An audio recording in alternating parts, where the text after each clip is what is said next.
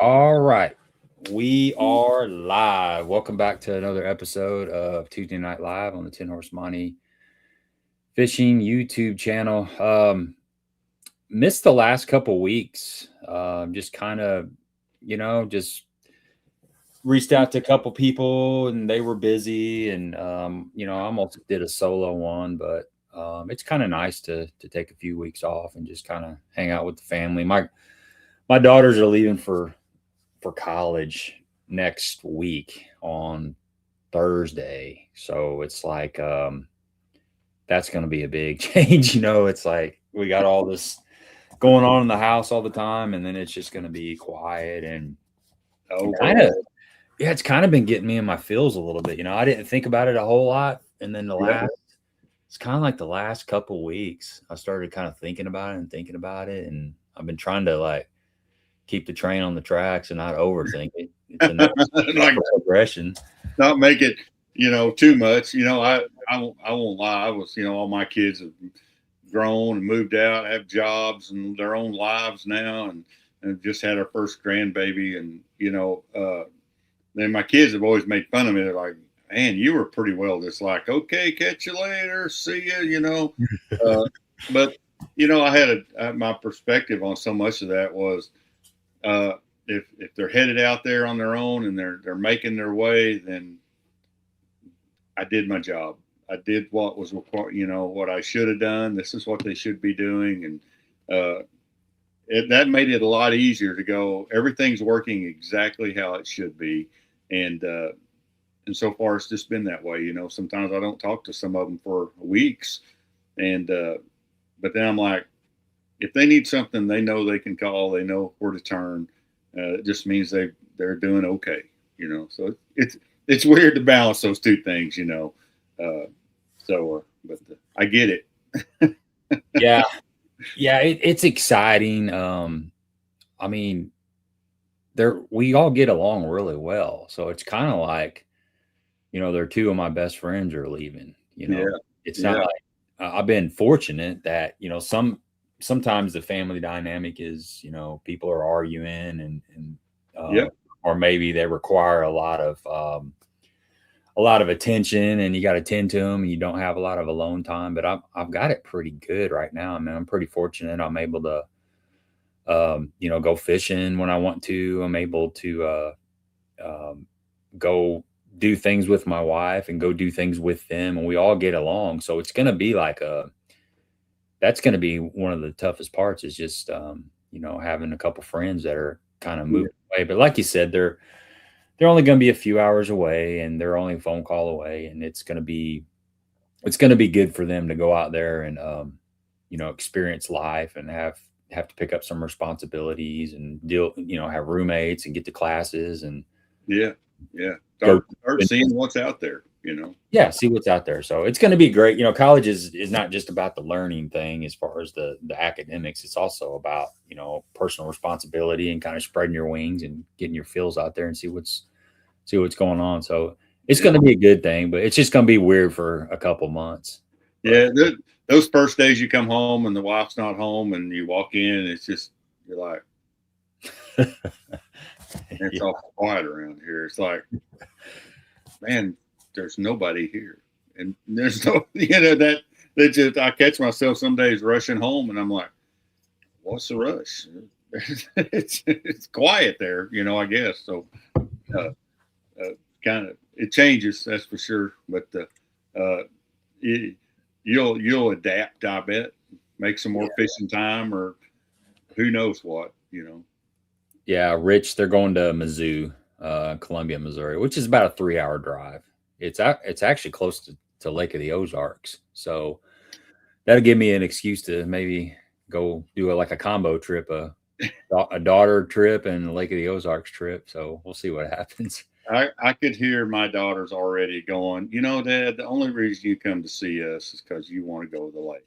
That's it, Right. Well, gas is expensive. I mean, if you can multitask and, double up, why not? I'm coming to see you. I'll pick you up at 6. We're going to the lake. That's right. That's right.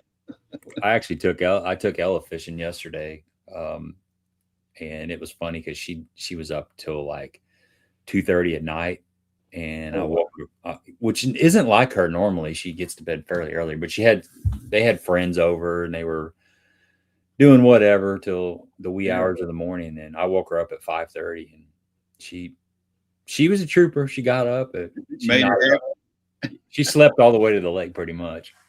Yeah, I guarantee you. So, oh yeah. Well, cool. So, thanks for coming on here, man. You're always fun to talk to. I love your channel because you guys that are on here haven't checked out Chris's YouTube channel. It's real positive. It's real inspirational, and he's a good storyteller. He's got all kinds of stories, and we'll probably share some of those stories tonight. But there's a lot of techniques out there that don't seem to get much love anymore, and they still work if you kind of know when to put them into the rotation. And I know spinnerbait's something that is fond and dear to your heart. You've been throwing a spinnerbait forever. I know you know a lot about it. So I was trying to think of some topics to talk about, and spinnerbait came to mind. So let's just kind of dive into some spinnerbaits. Hey, sounds good. I tell you, I do love a spinnerbait. It's a spinnerbait's been a really interesting bait for me. It's truthfully one of the first baits that I really learned to fish when I first started fishing. My dad, he strapped a 5.5 foot bait casting rod in my hand with an old 5,000 Ambassador and tied a white single spin spinnerbait on there and said, "Here, throw this." I think it's heavy enough I could cast it. It didn't get hung up a lot, but somehow I'd sit back there and catch quite a number of really big bass on the spinnerbait while we fished each day. And it became something I really loved throwing. But as techniques came on, I actually completely got away from it. Actually, just completely about took it off the list for me for a number of years, oddly enough. And my stepdad was an absolute spinnerbait guru. And after my dad had passed away, me and him started fishing together a lot. And he really brought my love of spinnerbait fishing back. And this has probably been, truthfully, it's probably been 20 years ago. Gee, time zips on by here, but we fished a lot of terms together. And at the time, square bills weren't that popular. And so that was kind of where my juice was at. And I was complaining about them not. I picked up spinnerbait, threw it around a little bit, and I was complaining about I was like, I don't ever catch one spinnerbait. I don't even know why I have one tied on anymore. He kind of real quietly looks up at me. He goes, if you just throw that spinnerbait more, you'd catch more on it. He's just noticed, I throw 2 casts, not catch anything on it. And I really thought about that. And I thought at that very moment, I was like, that is why I don't catch them on spinnerbait. And he was a master of the bait, and we were fishing so much together that it really just became my juice. I mean, it was real quickly, I was back on the spinnerbait. The crankbait faded away for me, and the spinnerbait filled that gap back in just like it was when I was a little kid. And nowadays, I never go without one. Whatever the conditions are, there's always one there, one that I can pick up. Or I'm looking for a place I can throw a spinnerbait at every lake I go to. And sometimes it don't happen, but that's kind of how it's happened for me. And I absolutely love it. You said something that is very important to me, and really as far as fishing is concerned, and it's a lot of times the reasons people don't catch fish on a certain lure is because they don't throw it enough. My buddy Mike Marfo, man, he is a jig nut. He loves a jig. I mean, he's done really good. He's won tournaments. He's won a boat on a jig. But he throws a jig, whether it works or not. He just likes to throw a jig, and it's funny. This has happened a couple times when we fish together, but he'll have he'll have a half ounce and a 3/6 or 3/4 ounce jig tied up on the deck, and he'll skip. We fish Lake of the Ozarks a lot, but he'll he'll skip that jig around. He's really good at skipping. I mean, he'll slide it up underneath there in the darkest spots, but he'll throw a jig for 4 or 5 hours and then pick up a spinner bait and make like 5, 6, 7 casts on that spinner bait. And he may have went several hours without getting a bite on that jig, but he'll pick that spinner bait up, make 5 or 6, 7 casts on it, put the spinner bait down and say, "Oh, they're not biting a spinner bait," and he'll pick a jig back up. But he has that much confidence because he's fished, a jig for years. And I think a lot of times, if we don't have confidence on a bait, we never really give it a chance to work. And I think I don't know how you feel about this, but I think if you're gonna give a bait a fair shot, you almost gotta just take that bait to the lake by itself. It's hard to do, in the right time of the year, of course, to where you got a chance at it, but almost take only that bait and maybe a couple rods with different styles, maybe different, colors, weights, blade configurations, if we're talking about spinner baits, to that lake, and just force yourself to try to learn as much as you can in 8 hours about it. 100%. That's the absolute key to anything like that. And I've done that, and I'm going to go as far as say, take it on the times you don't think it's going to work. The days that that are not the typical days to use that bait, and force yourself to fish it all day long. Force yourself to try different things and different baits, different styles of baits, different kinds of water, and work through all those. There's magic happens in that, because somewhere during the day, there's going to be, you may only catch one bass on it, but that one bass, after you've committed when you make a commitment to learn something like that and go through that effort and just keep doing it, there's all of a sudden going to be one bite, and it may be just a random bite, but it's going to be so great that, because you're trying so hard to learn something, and then you get that one bite, there's some magic happens in that where you go, "Oh, I got it." And I've had that very thing happen where it only took one bite, and that bite clued me into, like, you need to spend more time doing this, to where I spent even more days, expanding on that, trying to understand how it worked, and till it became something good. So, nowadays I do that with just a different style of spinnerbait that I might be working on or wanting to try, or, I do a lot of looking at old baits from the past and trying to recreate them and understand why they were so good then. And I don't know how many times I've tied on one, say, I'm going to spend the day on this old bait. And all of a sudden I catch a bunch of fish on it, and I realize some things about it. So absolutely, man, it's, and it's hard to do. It's hard to go fishing and not catch any fish. But man, the magic that comes along with catching something on something you're trying to learn is really cool. Yeah, Ottercat, he makes a good statement. He said there's a fine line between not throwing it enough and trying to make it work. And there's definitely some truth in that. But another positive that can come from trying to force something is you may learn that there are days when you don't need to be throwing that bait.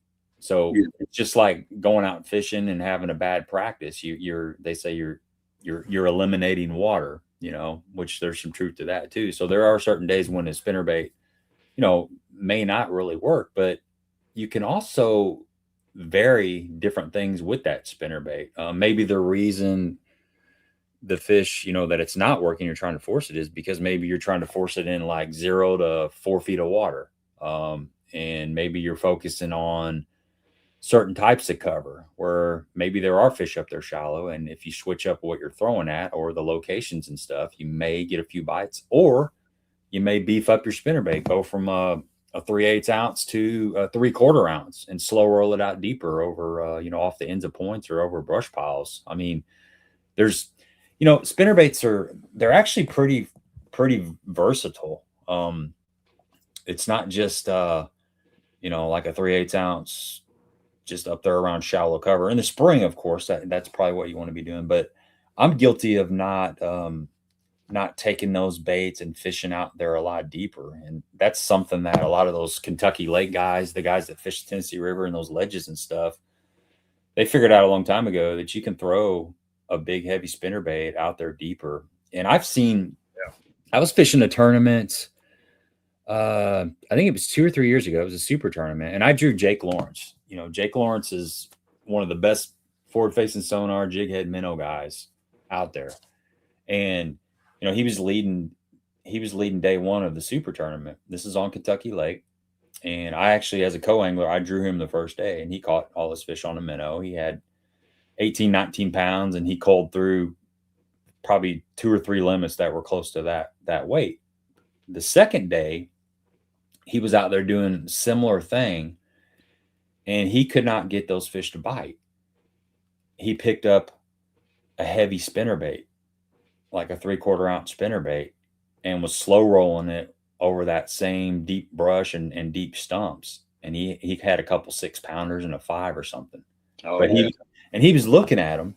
They would not touch that minnow, but they wanted that deep spinnerbait. So I guess my point is that if you know, just because you can't get fish to bite on a lighter spinnerbait up shallow, there may still be an application for getting out off the bank and slow rolling it out there deeper. You know, there's a lot of, and burning it too, like in the fall. I know a lot of guys at like Lake of the Ozarks, they used to take a big like a double Colorado blade Yep. spinnerbait and burn it really fast. The smallmouth guys up north, you know, they burn those spinnerbaits. So just kind of playing around with just the different depths and the different sizes and different retrieves makes a spinnerbait pretty versatile.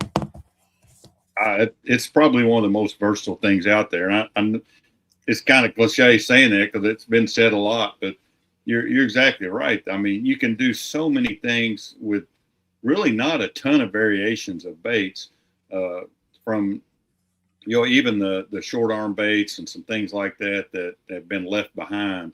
You know, that you fish down ledges, or the deep ledge thing like you're talking about. It's been the deep ledge thing with the spinnerbait's been a very quiet, effective technique for many years.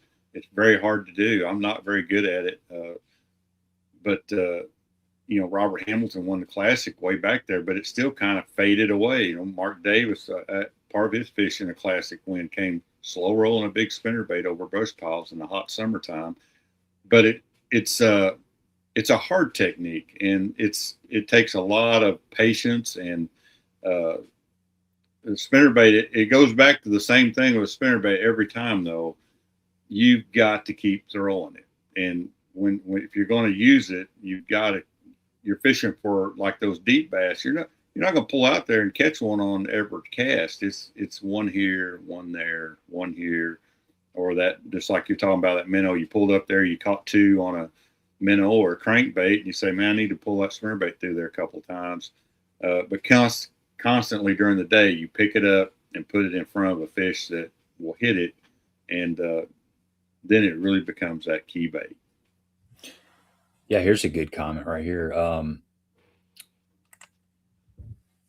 BC says the spinnerbait's also a good bait in the winter, slow rolling it along the bottom. It hasn't set up right for me the last couple years, but there was a couple winters, probably 5 years ago, maybe 5, 6 years ago, where we got a lot of rain in like December. And when that water's cold and you get a lot of stain, it doesn't really settle out. It'll stay, at least around here. A lot of our lakes. I'm fishing a lot of smaller stuff over in southern Illinois, and a lot of those lakes are 2 to 3,000 acres, and they don't have a river running through them. They've got some creeks and stuff. Yeah. But in those smaller lakes, they're almost like giant farm ponds. Once they get really stained and the water's like in the low 40s, they stay stained for a long time. They don't really flush out like a beaver or a table rock where there's water moving through the system and they'll kind of clean up. So there was a couple winters there where we had pretty heavy, significant rains in the early part of the winter, and it made the jerkbait bite. You could still catch them on a jerkbait, but jerkbait's pretty visual.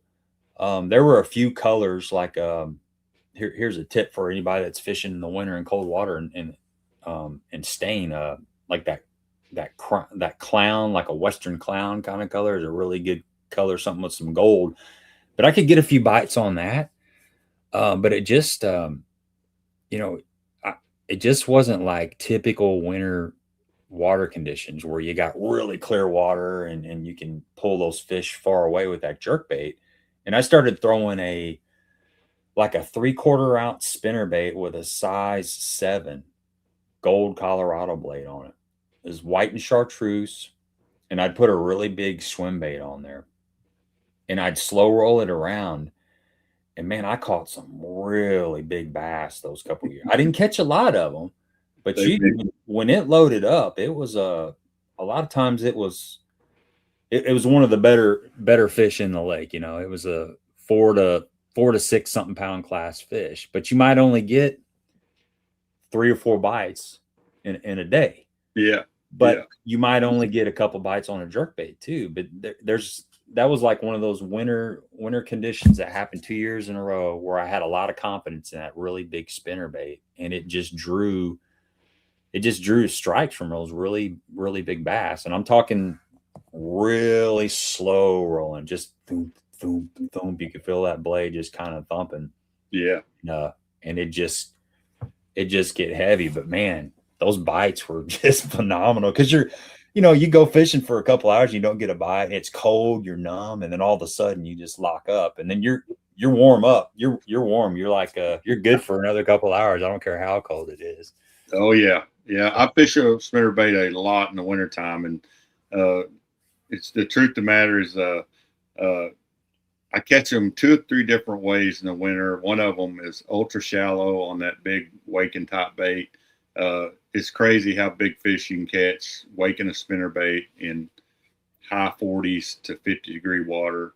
And then truthfully, I've caught a lot of big bass on a big willy spinnerbait, like here at home on Beaver. It's super clear water, but setting out off of these big main lake points with a big willy spinnerbait at 3/4. Most time I'm not using a super giant blade for this, but you put your boat out in 25, 30 feet of water off a long sloping point. You cast it as far as you can. You let it sink just a little bit, and then you just start bringing it back. And it's just like what you're talking about. Even in that really clear water, every now and then, a big bass will get it, or a big smallmouth. You fish all day for 5 or 6 bites, but when you get one, it's a big one. I mean, you don't mess around with any dinks or little ones. And the same way on the shallow water bite. For me, we had a bite this last winter on Beaver. Water 47 degrees, fishing a wake top spinnerbait. You'd literally watch them just come up there and choke on it. Really? Oh yeah, yeah. I shouldn't even be telling that. But it just gets people say, "Oh, it's too cold for spinnerbait." It's not. So I've learned so much about different ways and different, just some typical where they'd say, "Man, that's not any good for a spinnerbait," and go, "Man, I'm killing them on it." And some of it may have to do with today's world. Fish are seeing a lot of baits nowadays compared to where, as a kid growing up, they were seeing a spinnerbait all the time. Everybody threw one. That's about all there was. But nowadays, you're pretty alone out there throwing one for the most part. So I think that helps a little bit too. Well, you mentioned like going against the grain on conditions. Here's one that you always hear about. Is it false that you need wind for a spinnerbait? What's your thoughts on that? I will say it all depends on the time of year. I've had some times that really calm days I've done extremely well on a spinnerbait, and I've had times that it was a death sentence. And it really more depends on the time of year. In that cold winter time, I've really done well on some pretty calm days. Mm-hmm. Now, wind will, for the most part, always be your friend with a spinnerbait. But there are some techniques like waking that bait, like I'm talking about, where you're taking a big Colorado bait, kind of like this bait, something with big Colorado blades that you're gonna wake that thing right underneath the surface. And if it's super windy or too windy, you can't present that bait right. You can't get that walk and that V wake that you need for that bait. So I prefer days that if it is a little wind's fine, but it's okay for it to be kind of slick, because you need to create that V wake. You need to create that silhouette moving through the water right underneath the surface. If it's too windy, you can't do that. So every technique has a little different nuance that makes it really work well. So I'm going to say 80% of the time, wind is always your friend throwing a spinnerbait. But every now and then there's some things that it doesn't seem to matter too much. Yeah, I'm with you on that. I think I've had a lot of the same experiences as far as like in the winter. It seems like those, I mean, just even a slick day or just a little slight ripple is really all you need for that. Yeah. But then, like right now, you're going to have to probably have a little bit of cloud cover maybe, and a little bit of wind when the water's in the high 80s Yeah. to get to, to put it in your hand and feel confident that you might get a bite. Not all the time, there's no absolutes in fishing for sure. It just, you're not going to go on a clear bluebird slick day right now and wear them out on spinner. Right. It's not going to happen. Yeah. But the other side of that, which right now I'm doing a whole lot of night fishing, and we throw spinnerbait a lot at night. And I will tell you, I've had some guys go, "Oh man, the wind's going to blow tonight. You'll smash them on spinnerbait." And I'm like, no, I'm not. It's I really like a nice calm night for throwing spinnerbait.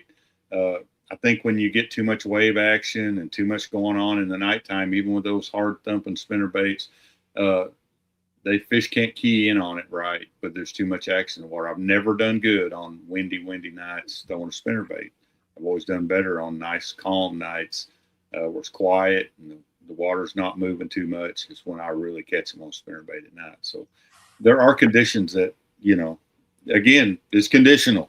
So, but it still boils down to throwing it around. You never know nowadays. You could just find that day. You go, I don't know why they're biting it, but man, they're eating it alive. So I always really keep my mind open to all kinds of things, not just spinnerbait, but not necessarily falling into the trap of going, well, it's not cloudy and windy, so I don't throw spinnerbait. I really, myself personally, make sure I don't leave something on the table that's just a common thing, information, I guess, that you're using. So, yeah, Luke said those nasty days in the spring are deadly for a spinnerbait. When you're talking about windy days, that jumps out at me. I've had some kind of like that late March, early April. Some of them days when the wind's blowing, you can crush them on a spinnerbait. You can go crazy. Same thing's going to happen here about November. You get one of them blustery days in late October, November, that surface temp starting to come down. It will be lights out. It'll be the most unbelievable day of fishing on spinnerbait you've ever seen in your life. Yeah, I agree. There's something something about fall and a spinnerbait. It can get really good. Oh yeah, for sure. John says he grew up with a Jolly Roger spinnerbait. I don't have one of those. I don't either. I need one. I need one to look at. Stanley spinnerbaits. Stanley spinnerbaits were awesome back in the day. Yeah, that was probably one of my. I don't know that it was my first spinnerbait ever, but it was one of them. And at the time, I had a couple that were made by Stanley, and they seemed to get a lot more bites than the other ones. I don't really know why, because when I first started fishing spinnerbaits, I didn't really analyze them a whole bunch. I just had a few, and I knew that some of them worked better than others. And I remember a Stanley was one of them that just seemed to work really good for whatever reason. Stanley made an absolute amazing spinnerbait. I haven't thrown many in years and years. Early on, they were spectacular baits. They also had their head design is a very good design for spinnerbait. It's it's got the right proportions. The weight of the head and how it sits makes a lot of difference in a spinnerbait, and their head is perfect in my opinion. So uh, it's something, the way it runs through the water. The early bobber shafts were great baits as well. So again, I haven't thrown one in years and years since I started making my own and stuff. So uh, So what about let's kind of talk a little bit about like what makes a good spinnerbait. We talked a little bit about some of the bigger blades. What about blade combinations? Do you lean towards certain combinations, more than others, and different, blade sizes, different blade colors, that kind of stuff, or what's oh kind of yeah, your go-tos? And yeah. I've got a lot of different variations. I've truthfully kind of turned into that constant tinkerer. I'm constantly, every time I go to another lake, I go build a whole set of baits that I may only throw at a certain lake, like maybe Sam Rayburn or Kentucky Lake. I'm building things to try that are different, but yeah, I have a lot of different variances in baits and blades. I'm not necessarily just saying, hey, I'm a dual willow guy, or I'm a tandem guy with a Colorado willow. I think they all have a very specific purpose. Uh, or tandem Colorados. Probably the bait I throw the very least is a single Colorado, even though I do use it in a couple of versions of bait. And I do work through a lot of different blade sizes. I know it seems kind of it doesn't thin it down very much, but on the average, I throw in the spring cooler water. I prefer a Colorado willow combination a lot of the time. Uh, as I get into really late summer into this fall, I really like small tandem Colorados for target casting and things like that. I'm probably a little opposite of what a lot of people throw, truthfully. I also throw a lot of really, really large blades, 7 and 8s, big blades, looking for a specific size fish and things like that. So I don't know how to really narrow it down to go, hey, this is what I do a lot of the time, because I've really got to, when I really think about it, I'm all over the place. I mean, like all over the place. I'm allowing where I'm at, what the conditions are, what I need the bait to do. If I'm needing the bait to fall a little more, then I'm going to go with a Colorado willow. If I'm needing the bait to rise, or I want to fish it quite a bit faster, I'm probably going to go with more like a tandem willow. And then any number of wire configurations,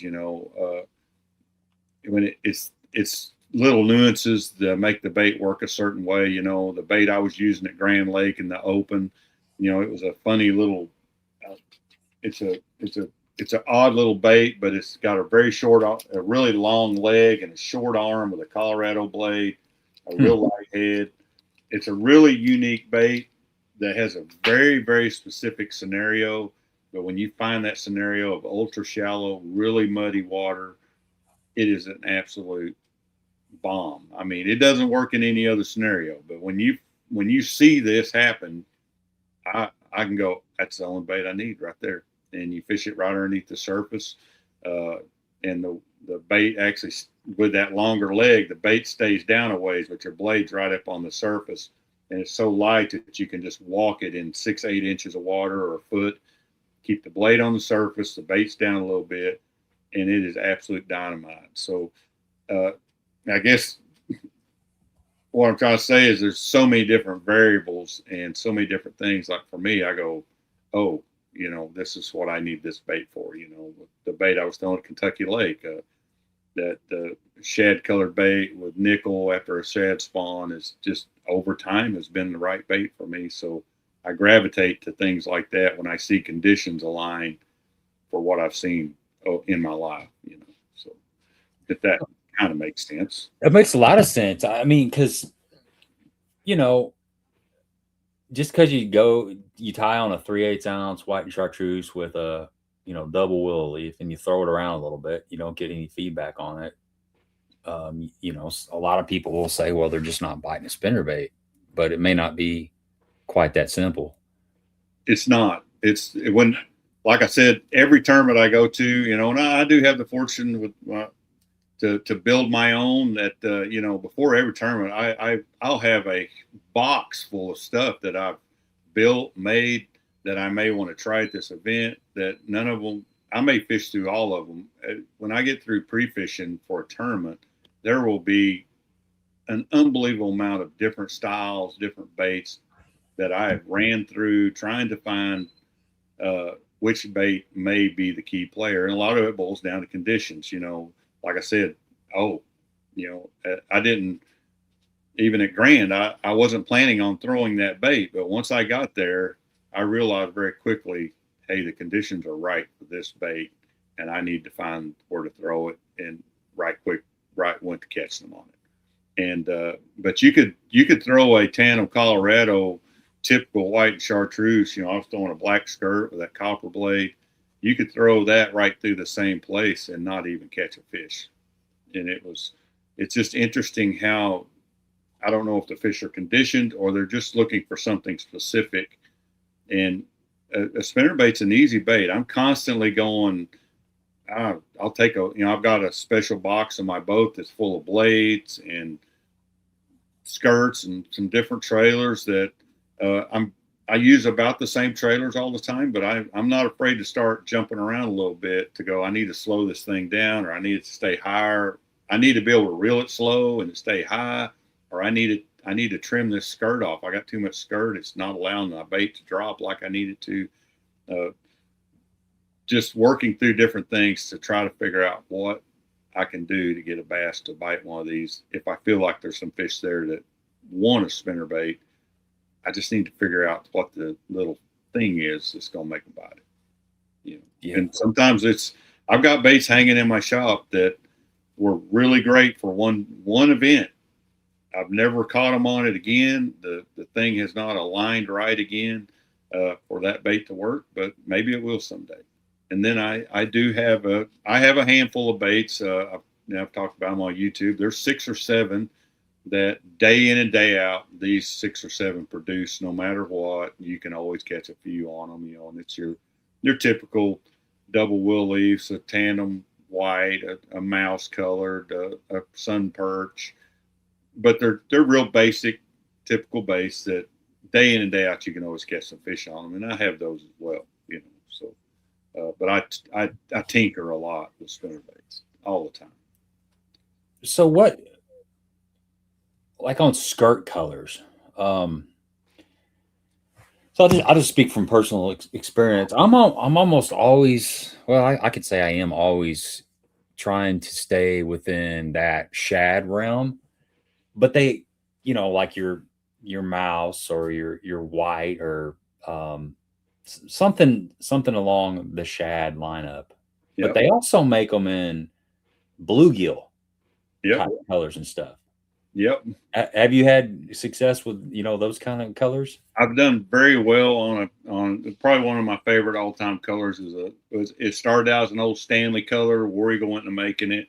I make it myself, but this was probably one of the earliest. It's called Sun Perch. I don't know the way the light is, but anyway, they call it Sun Perch. It's like I wish my light was a little. Oh, there we go.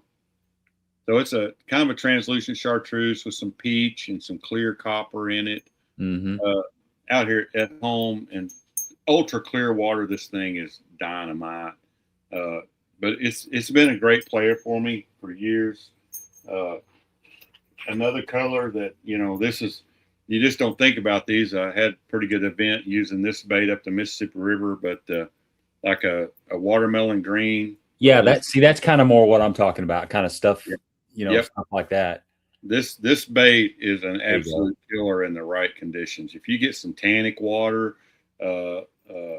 backwaters, cypress trees, type areas, this thing is absolute dynamite. So, yeah, I used to be just a white chartreuse guy, but the more I've monkeyed around with them, the more bone colored things like that. Which bones kind of made a big comeback last few years, but back early on, man, this was a game changer. I mean, it was one of the greatest colors ever, just bone. So yeah, I'm always tinkering a little bit, but some odd colors. Another color I throw a lot, and I think it's a way underrated color for a daytime spinnerbait is a black. Black with some chartreuse. Solid black spinnerbait is really a fish catcher in the daytime in certain conditions. I mean, there's some times in the fall that you can take a black willow-leaf spinnerbait and just wear them out. So it's got its place as well, and it's just not something you typically see somebody throwing in the daytime.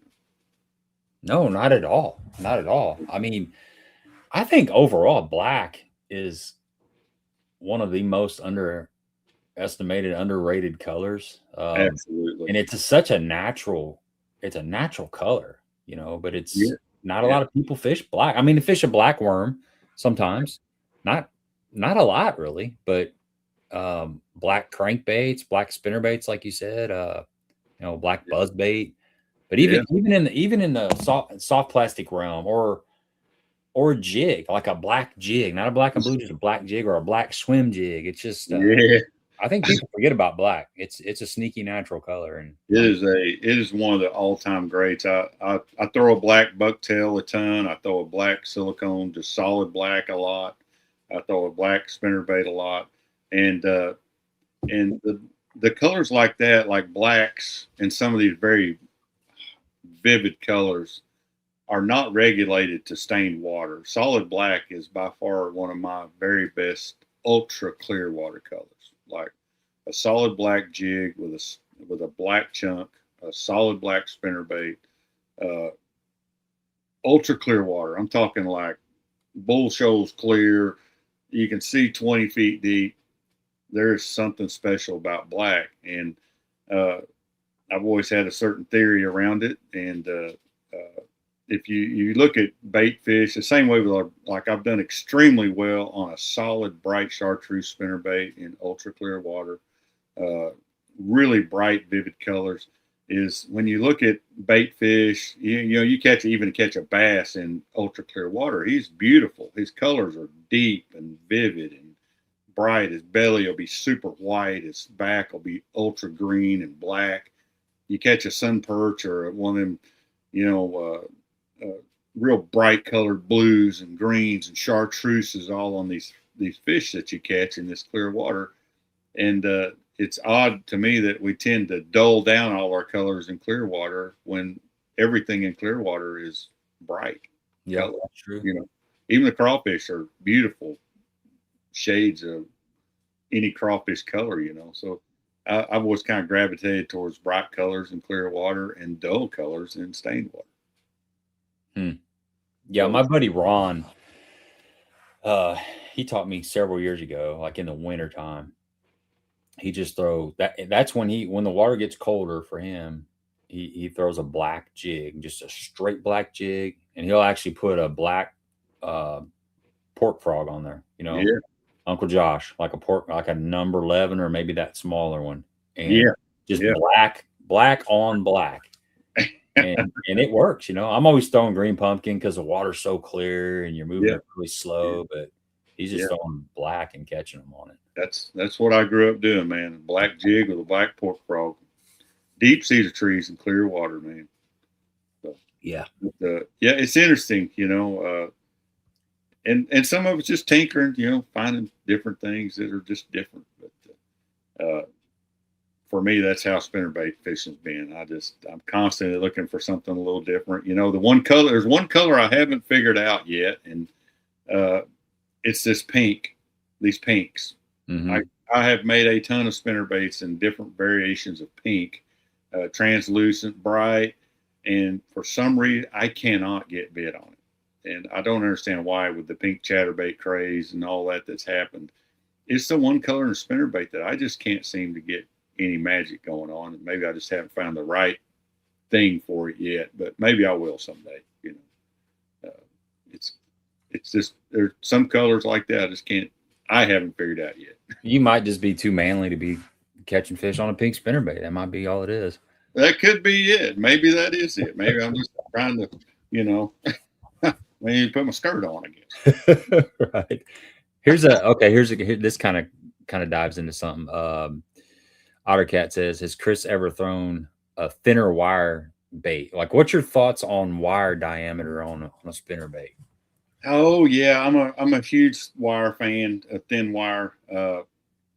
My favorite spinner bait that I throw day in and out on a tannin willow leaf. I like a .032 on my personal baits. It's not a bait.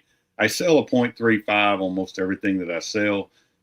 When you get into the 3.2s and the 3.0 and the 29 gauge wire, It's pretty thin.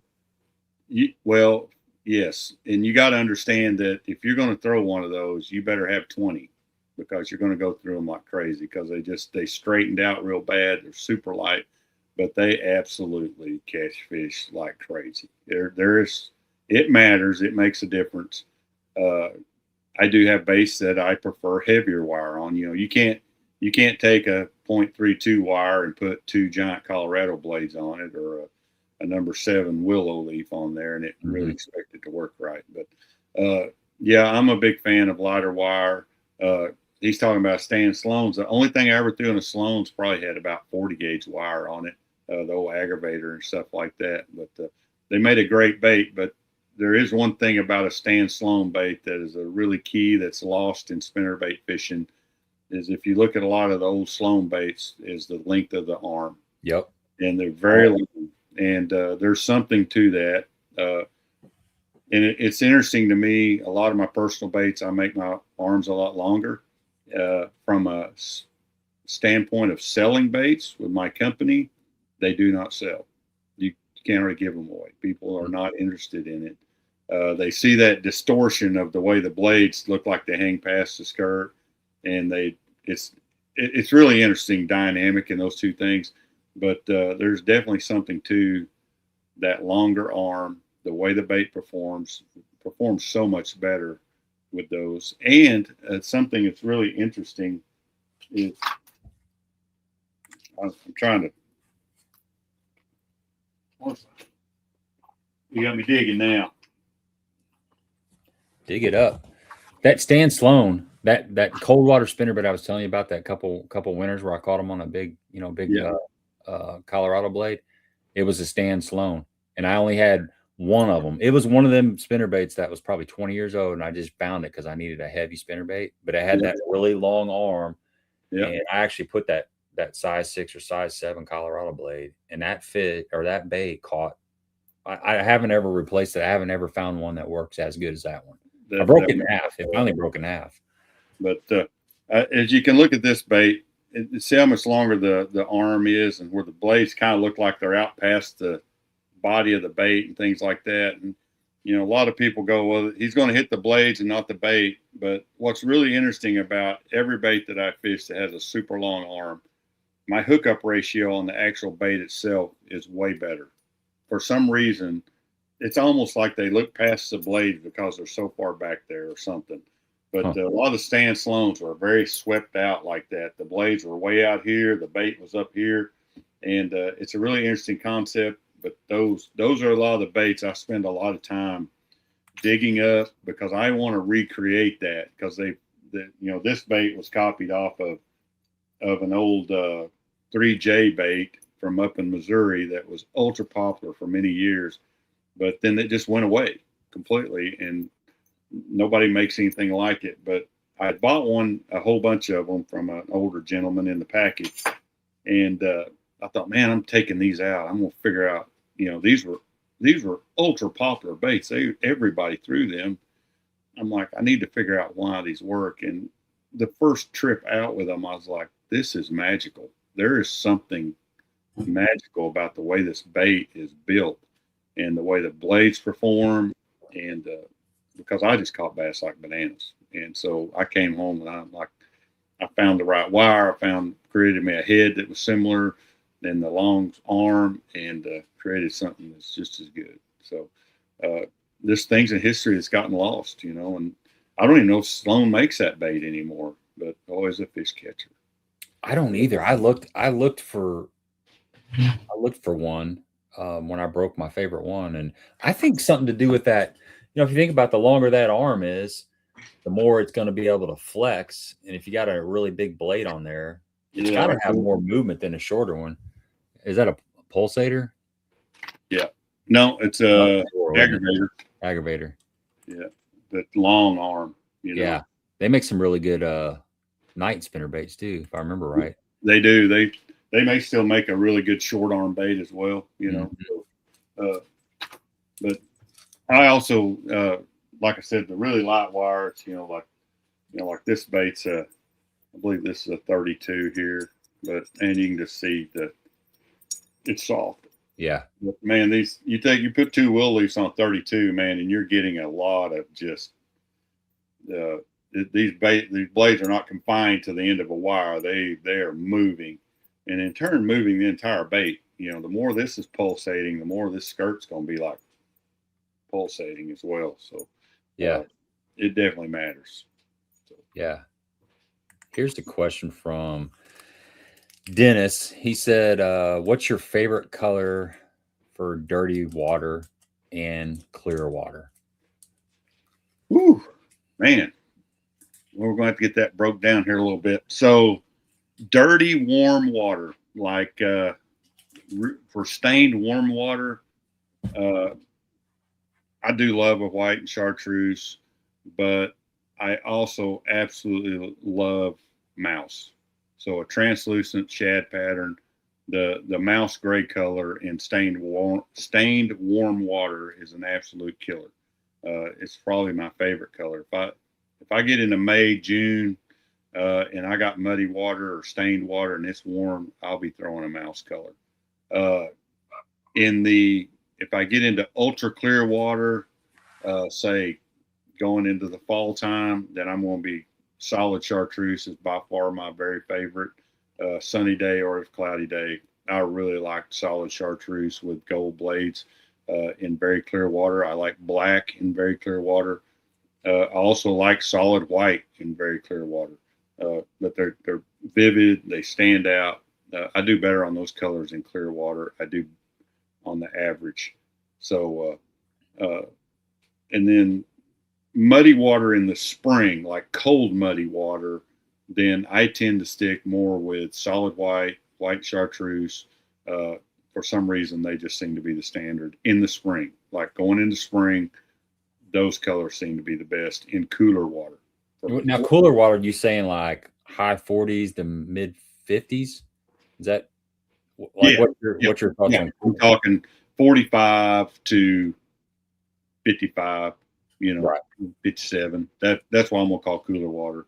The spinnerbait, I don't fish one a whole lot below 45, but 45 on up, I throw a spinnerbait a lot. If it's stained, that type of year, seems like white and chartreuse or solid white is just by far the best color for that scenario. So I don't really understand quite why, but it's always been the best. Yeah. So you said 45 is about the coolest that you feel comfortable really. Yeah, where I feel like it can be a dominant player. Anything below that, then I might have one still laying out. But most of the time, once I hit that threshold going down in temp, spinnerbait's kind of gonna get left aside till I'm gonna be throwing a crankbait and a jerkbait after that. Yeah. And I have had a few odd scenarios, but where I've caught some really good stringers in the cold wintertime, but I was fishing springs. So the water had been in the 30s, low 40s, but you had springs that were feeding the lake. And so we had pockets of water that were 43 to 48 degrees. Yeah. I've done really well on spinnerbait in that type of scenario. So, but it's very specific. Again, happens every now and then. I've seen that scenario, 2 or 3 times in my entire life. So, that type of thing. Yeah, that's how I keep going back to that winter that I was talking about when the water was really stained. That was actual in the middle of winter. The water was 41 and 42 degrees, and I caught them on that big spinnerbait. But it was same thing you said. It was a specific type of deal. It was just a certain scenario, and I wasn't getting a lot of bites. But yeah, you can catch a big one doing it, but don't go out there and expect, catch 15 fish. It's just not going to happen. It's not going to be big, super big fun. It's kind of, you got to commit yourself. It's the same way with that fishing a big one in the winter in the clear water. You got to know that that's what you're going to expect for the day. And I've spent some tournament days where I'm just like, I know if I catch 5, I will really have a legitimate chance of winning. If I don't, we're out of luck, and I'm going to be lucky if I get 5 bites today. But if I do, we're in business, So it's just what do you think about painted blades? Darius says he loves painted blades. I do like a painted blade quite a bit. I probably don't throw one quite enough. Talking about that cold, muddy water, solid white willow leaves or a solid white Colorado, Indiana combination is absolutely dynamite in muddy water, cold, muddy water. The coleslaw type colors are just stellar in muddy water. But I don't throw one enough. I do throw one some. The bait I throw the most will be a tandem white willow leaf. Another bait that I throw an immense amount at night and in the fall of a daytime is a black bait with chartreuse willow leaves. It's a really great bait at nighttime and probably my number one favorite nighttime spinner bait. And I throw it a lot in the fall time, cloudy, blustery days, really clear water. The black bait with chartreuse willows is one I do really well on. So I do throw some painted blades. I'm probably don't throw one as much as a lot of people. Mm-hmm. They definitely have their place. Yeah, I'm with you on that. I've had some really good days on a painted blade, but it's not something I pick up typically. But it's funny. I was fishing a BFL in Kentucky Lake this year, and my co-angler in the middle of the day on a bank that there wasn't any wind blowing, full sunshine. It was hot, and he's throwing a spinnerbait that I would have thrown in like early April when the water was, foot of visibility and in the mid 50s. He's throwing a spin. He's like, well, heck, they weren't biting. He's like, what the heck? I'll just throw a spinnerbait. He said, chances of me catching fish on spinnerbait, is probably slim to nothing, but they're not biting anything else. And it had painted blades on it. And it was bright. It was a chartreuse with chartreuse and white blades on it. Yeah. And he caught a keeper on it. Couldn't believe it. He just said, I don't know why the heck I'm throwing this bait. I ain't going to catch nothing on it. And all of a sudden he goes, I think I got a bite. He's like, I got a fish. Oh my gosh. And he caught a keeper. And I'm like, you just never know. You never know when you're going to catch one. That's funny because, man, if I had 50 to 55 degree water and stained, I don't know what I'd have anything else tied on. Right. That may be a flipping jig. That'd be about the only other thing. Yeah. If I got 55 and stained water, I promise you, I'm wearing out a spinnerbait. Something fierce. Yeah. Speaking of co-anglers, Bad Mac says, if you were going to be a co-angler, what spinnerbaits and how many in your bag? I can just tell you, I fished a tournament, a BFL as a co-angler on Wren Lake, just I guess a month and a half ago, and I weighed in 2 keepers, and I caught both of them on. It was like it was either a quarter ounce or it was either a quarter, 3/16 or 5/16. It was right around a quarter ounce spinnerbait. So a small profile spinnerbait.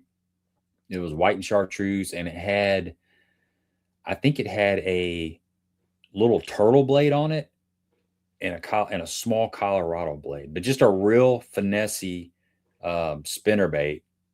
That's definitely one I would have on as a co-angler because you're just going to get a lot of bites on that. You can just keep throwing that thing around, and you might catch a lot of shorts, but every once in a while you're going to catch a keeper. And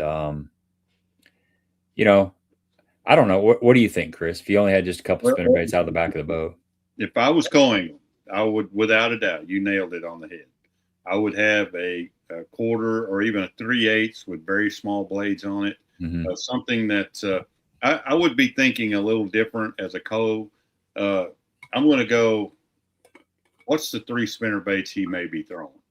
Because the guy in the front, he's probably going to be throwing your typical tandem willow leaf, half ounce, whatever. I'm going to go whatever's the opposite of that a little bit. I'm going to have a really nice couple of small Colorado bladed baits, like I said, 3/8 with real small blades, like you're talking about, or a turtle blade, something kind of different, smaller that I know I can get bit on. I would also have a couple of, say, 3/4 ounce, something that's going to sink a little faster, that's going to that I can fish and keep on closer to the bottom. If, say, I'm following I'm behind a guy, I'm going to be regulated to making do with him maybe going down the bank fast. So a bait that I can get in the water, get it to the bottom, and move and still keep it down. And I would go with something like that, and then have you a couple typical 3/8 top size baits with an orange kicker, gold blade, that you can cover. You get in any kind of stained water situation. You need something with a red kicker and a gold willow leaf, and you need a couple of. If I had to pick one translucent color, it'd just be mouse. If I had to pick one, it'd be mouse for a translucent variation and a tandem willow leaf. Well, that's probably about it. If they're not going to do that as in the back of the boat on one of those 4 or 5 baits, then I'll probably be throwing shaky head. Yep, exactly. But I want to have a handful of baits that I thought would be totally different than what I thought I might have to follow that boater with. Yeah. Maybe even a big bladed bait of some sort that's just so different than anything he might be throwing, that I could find a fish that he's not picking off. I'll tell you another one that comes to mind, and I did pretty good on the Ohio River years ago.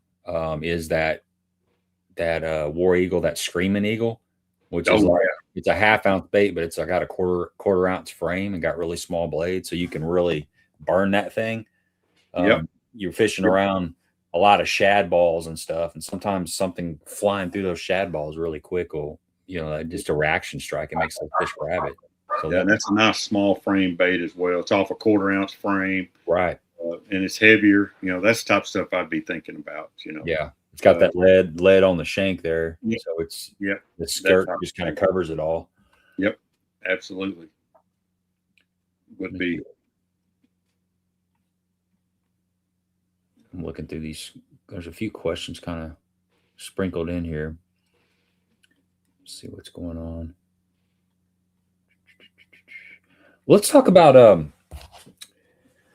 like setup, gear and stuff. Rod, reel, line. What's some of your go-to, standard setups for the different types of spinnerbaits and weights and stuff that you use? Well, truthfully, it's not going to be very out there. I have 2 different. Well, I use about 3 different rods, but I still have one. I'll just walk through the 3 that I use the majority of the time.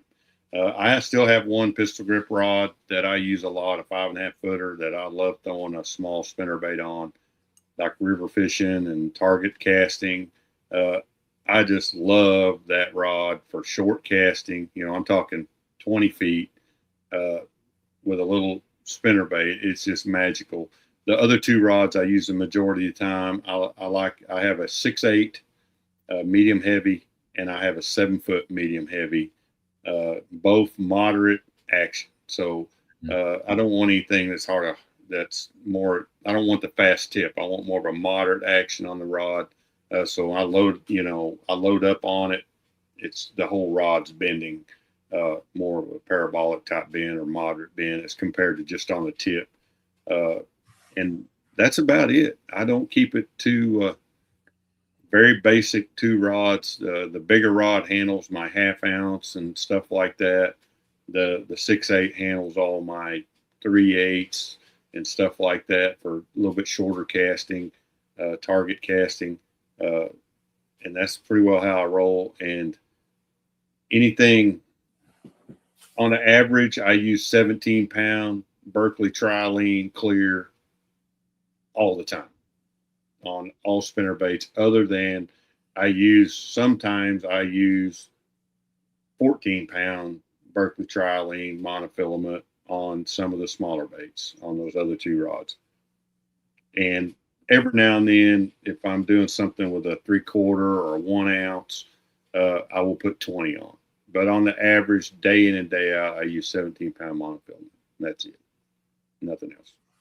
I kind of answered John Boy's question. He said, does anyone still use Stren? You don't use Stren, but you use the Trilene, mono. Well, you can go out there right now. Every one of my rods has Stren clear blue fluorescent monofilament on them for night fishing. There you go. Every one of them. Every rod in my boat right now has Stren clear blue, 17 and 20-pound clear blue fluorescent. Every one of them. I haven't used mono. I use mono for a leader on Carolina rig. Somebody else left that comment. And last winter, I spooled a jerkbait rod up with 12-pound mono because fishing over grass, that fluorocarbon, I use fluorocarbon almost exclusively, but when you make a long cast with a jerkbait and you jerk it down, that fluorocarbon sinks. It sinks real slow. But if you throw your jerkbait out there and you get it suspending, and it looks like it's going to suspend, but on an 80-foot cast, you got a lot of line in the water, and that fluorocarbon will actually sink, and it's hard to you can't really actually make a jerkbait perfectly suspend with fluorocarbon. It's going to sink if you let it sit for a long time. But mono, you get a better shot at actually making it suspend. So I rigged a rod up with some mono this year or last year. Yeah, that's all I jerkbait fish. 10-pound monofilament, clear blue fluorescent monofilament. I really like clear blue fluorescent 10-pound for jerkbait fishing because I sit and watch my line all the time because when I start throwing jerkbait, it's because the water's it is horribly in the 30s, maybe 40. That I'm letting that bait sit for so long that you'd think I was catfishing. I'm just sitting there watching my line lay on the water. And if I'm using clear blue, I can see it twitch or wiggle and I know I got one. Yeah. So, I'm a big mono guy. I'm the opposite. I use fluoro for very little. I use monofilament for practically everything. So this is just the way I do things. Now, how does that hold up does it get a lot of memory and stuff in the wintertime, mono? Or is it not too bad? It's not too bad. I mean, it's what I've always used. Every mono is a little different. I'm a huge fan of the Trilene XT. It's by far my favorite. I don't seem to have, it doesn't have quite as much stretch. It's really abrasion resistance, what I like more than anything with a mono. The Stren's a little soft for me. It casts better, but it's a little soft when it comes to abrasion. And the Trilene XL is just too soft. It casts like an unbelievable well, but it just won't hold up in any kind of cover. So, but I don't have any trouble with that very much. But I do change it real regular. That's just all my life growing up. We change line a lot, and I probably don't have to change as much as I do, but I retie a lot, so I'm constantly. My reels are kind of getting narrowed down on line, so I'm constantly changing. But I don't have any trouble with too much of that. Well, and mono doesn't break the bank like fluorocarbon, so you can change it out a little bit more. And without sitting there going, man, I just pulled off $25 worth of line through the trash. Where mono, you go, it was $3. Who cares? Yeah.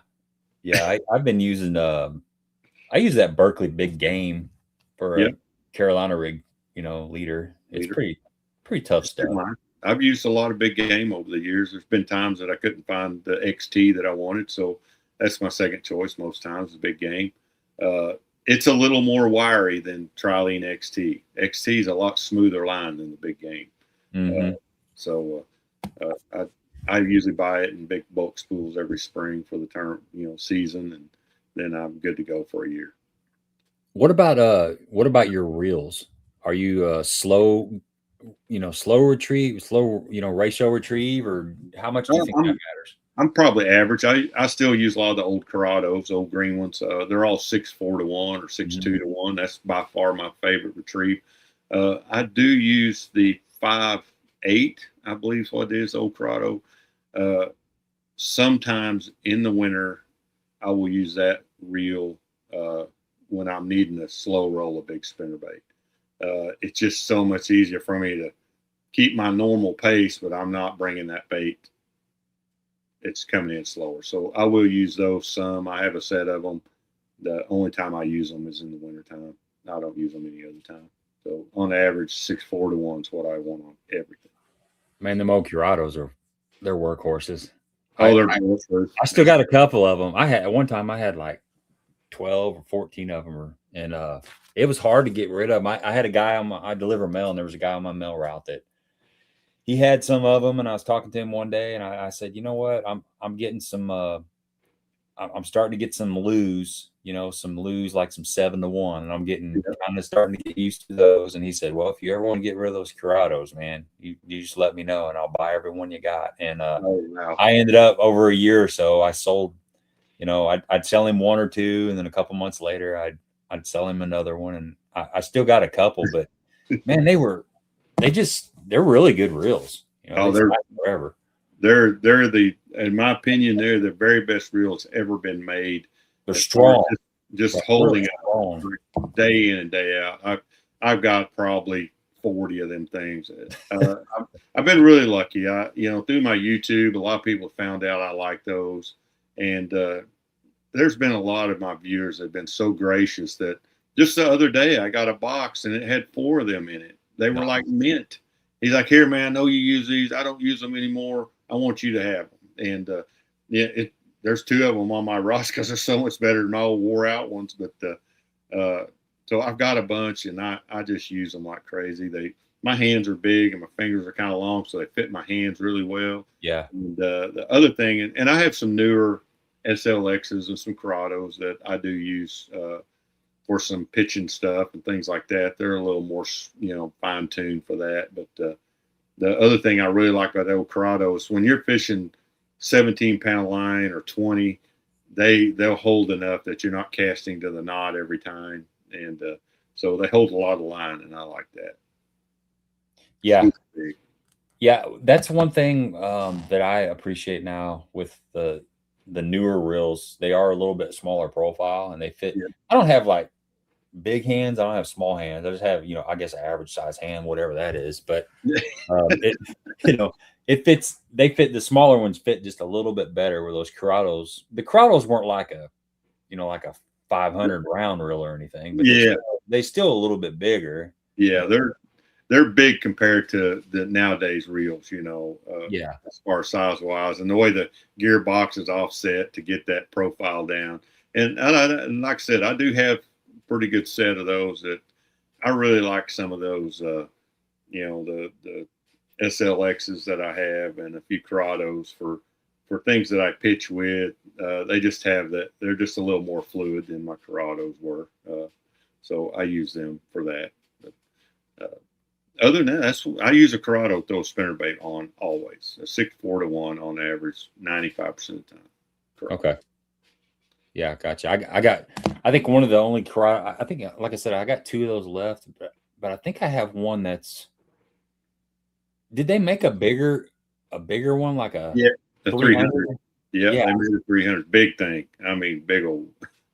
I think I got one of those because I got a 10XD on a huge flipping stick. I remember you could cast that thing. I could cast that 10XD. I bet I could cast it like 140 feet.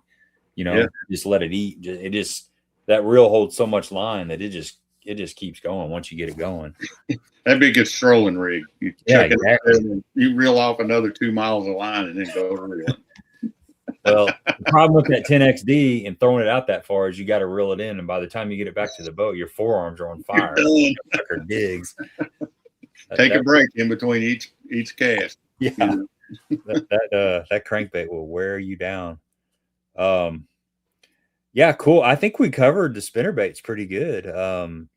I know, something else I wanted to touch on, and then we'll dive into one more topic.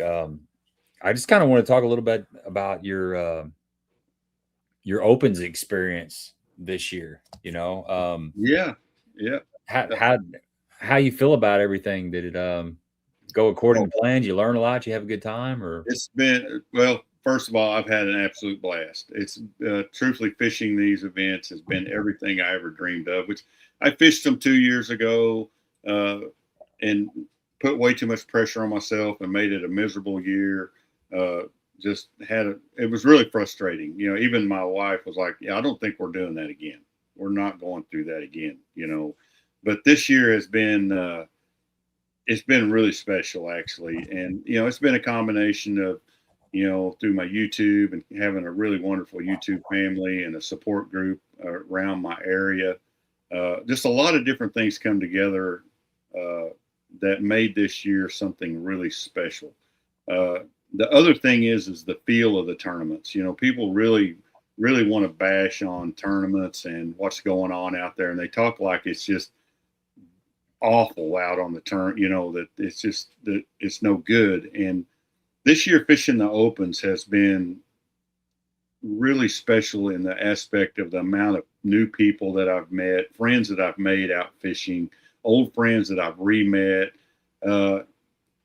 It reminded me of my early days of fishing red man and things like that, where, you know, if you pulled in them days and everybody parked in a motel, by the end of the week, we were buddies, all of us. We'd be standing, every one of us in the parking lot talking, and people were sharing. You were making new friends that were trying to help you out.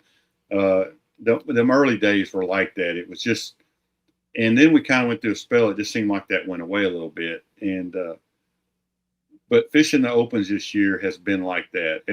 Everywhere I've camped, everywhere I've stayed, I've met new people, made new friends, made relationships, hey man, we're staying at wherever next time. Come over there, we'll have an extra bed. Just the openness of everyone around, the friendliness of everyone, and that goes from all the ages. I'm talking. I've met some young anglers, like very young, in their 20s, that have been. They're exceptional individuals. Like really had great conversations sitting around with them. Their rig sitting right beside my old rig, and no disrespect either way, and lots of great conversation and lots, you know, them asking questions about this and that and stuff on my boat that's, you know, new to them. They ain't never seen nothing like some of that old crap I got. And so that part's been really magical. And then to actually go out and fish, you know, I fish out of a 1986 model Ranger. I've got a 150 horse carbureted Mercury outboard. I've got a 4-Trex trolling motor, no spot lock, no power poles, no side imaging, no anything, just regular graphs and a flasher on the front. And to actually go out and I'm going to say, be competitive. You know, I ended up 44th in the points for the year, qualify for the EQ series that's coming up, and really had a really great weight all year. You know, I might have a really great day and then stumble one day, you know, but I was around the fish. I just maybe made a little bit of could have made a little better decision to have a better finish. Or, you know, Kentucky Lake, I had knocked a hole in my boat. But I managed to still squeak out a good check and a good finish. I want to hear, I want you to tell that story like sometime, you know, maybe. Yeah. Before we wrap it up. Yeah, I'll tell it. But to still survive and have a great event and end up that high in the points in what I'm fishing out of, and using total conventional fishing techniques. Truth of the matter is, if the way I look at it, if I'd had just a teeny bit of luck you know, and I had a lot of luck, but if 2 days would have came together right, or even 2 different events would have been just a little, you know, one more bite, or that a fish I lost at Grand, all of a sudden I'm sitting in the top 25 of right. Some of the, I mean, we're talking about some great fishermen and fishing against some of the greatest technology that we've ever seen in fishing.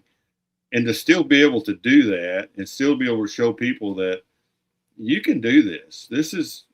You can do this. You don't have to have a $100,000 rig. You don't have to stay at the best motel.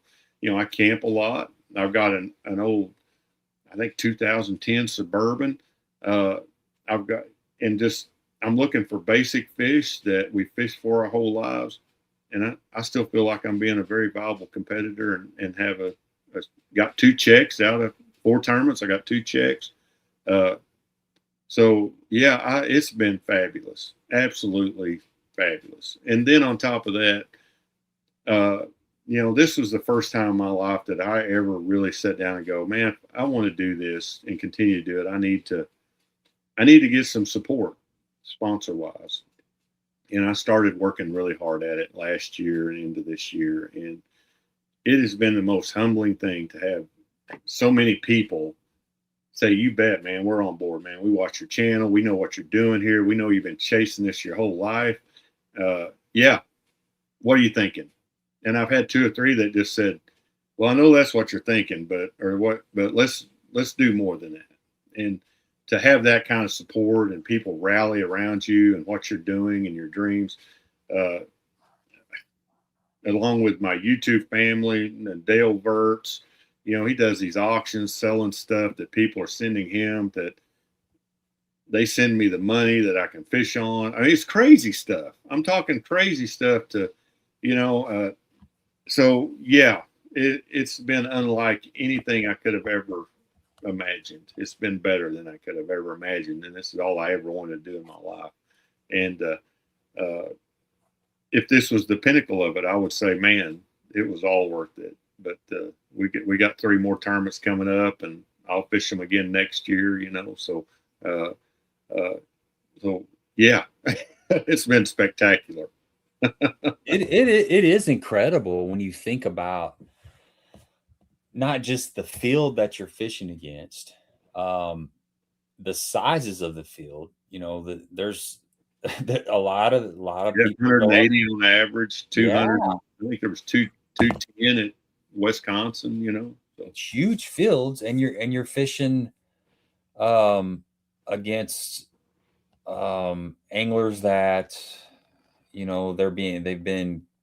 they've had access to all this technology, whether it be electronics or whatever bass boat they're in, whatever rig they're in, but also social media and YouTube and learning all these different techniques and getting out on the water 5-6 days a week, end over end, pre-practicing on all this stuff. And you still hold down a full-time job, and you're fishing out of a really old Ranger with a 2-stroke, and you got I don't know, a lot of these people are here from your channel, but there's some people that may not know, but you have a like a flasher. You have very, very, very minimal electronics.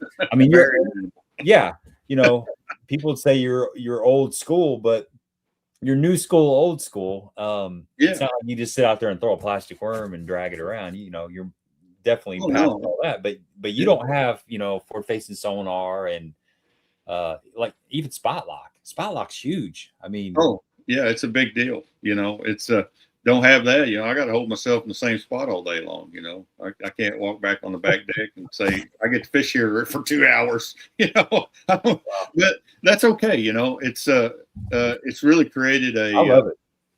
Truthfully, it's kind of created me a little bit of a brand, and it's been really special in that effect. I didn't really think about it that way going into it. I was just going to be me, and all of a sudden it's really been cool. And then again, just to see so many people identify with it and just want to follow along. It's crazy. I don't go to a tournament anywhere the last 2 years.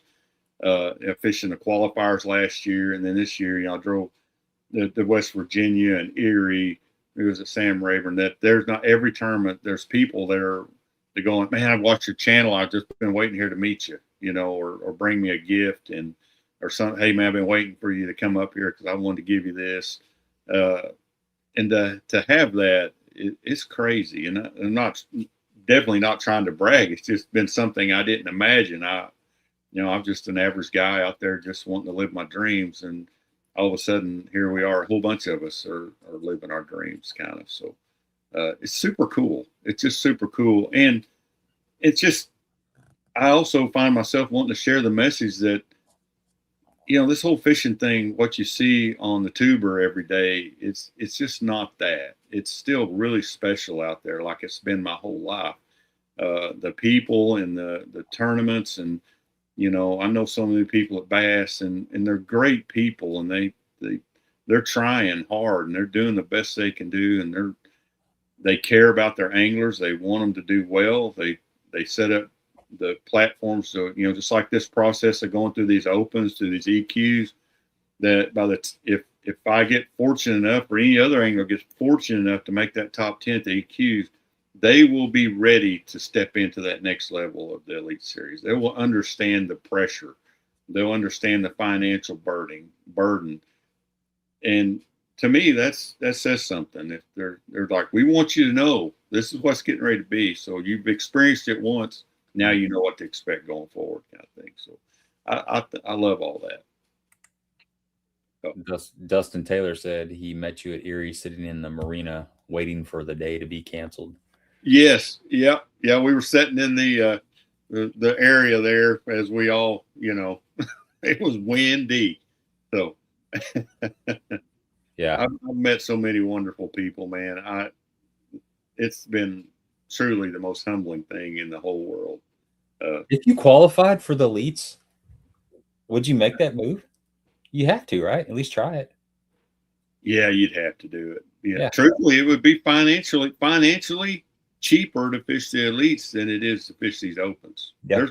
It would, and the percentages, you know, I look at it and go, well, if I managed to hang at 44 with the opens, 180 and 200 anglers, if the top 35 go to the elites or go the classic through the elites, you'd have to not try to take that opportunity, you know, because the odds would be so much better, you know. And again, the financial burden it's not even close to the same amount it takes to fish these opens. They're expensive, and the travel and the time spent. I know the elites, I mean, it'd be a grueling schedule, but from an overall standpoint, I think it's probably less money and maybe not as hard. Yeah, you're right. You're right. I always think of that. I keep forgetting that. You know, the elites, that they lowered their entry fees a couple years ago. I keep thinking $5,000, you know, because that's per event. And the NPFL is. Yeah, so it's kind of interesting when you look at it. I'd never even I really wasn't planning. My thoughts of fishing the opens really were not set on making the EQs. I really enjoy the open format. I love everything about it. I thought, you know, if I make it, great, but you know, that wasn't necessarily the goal. I actually had a sponsor that was like, he really stepped up on the entry fee part of it, and then he said, and I'm going to cover half of your EQs when you make it, because you're going to. And I was like, well, I don't know about that. He's like, no, you need to start thinking right now that you're making it. That's what's going to happen.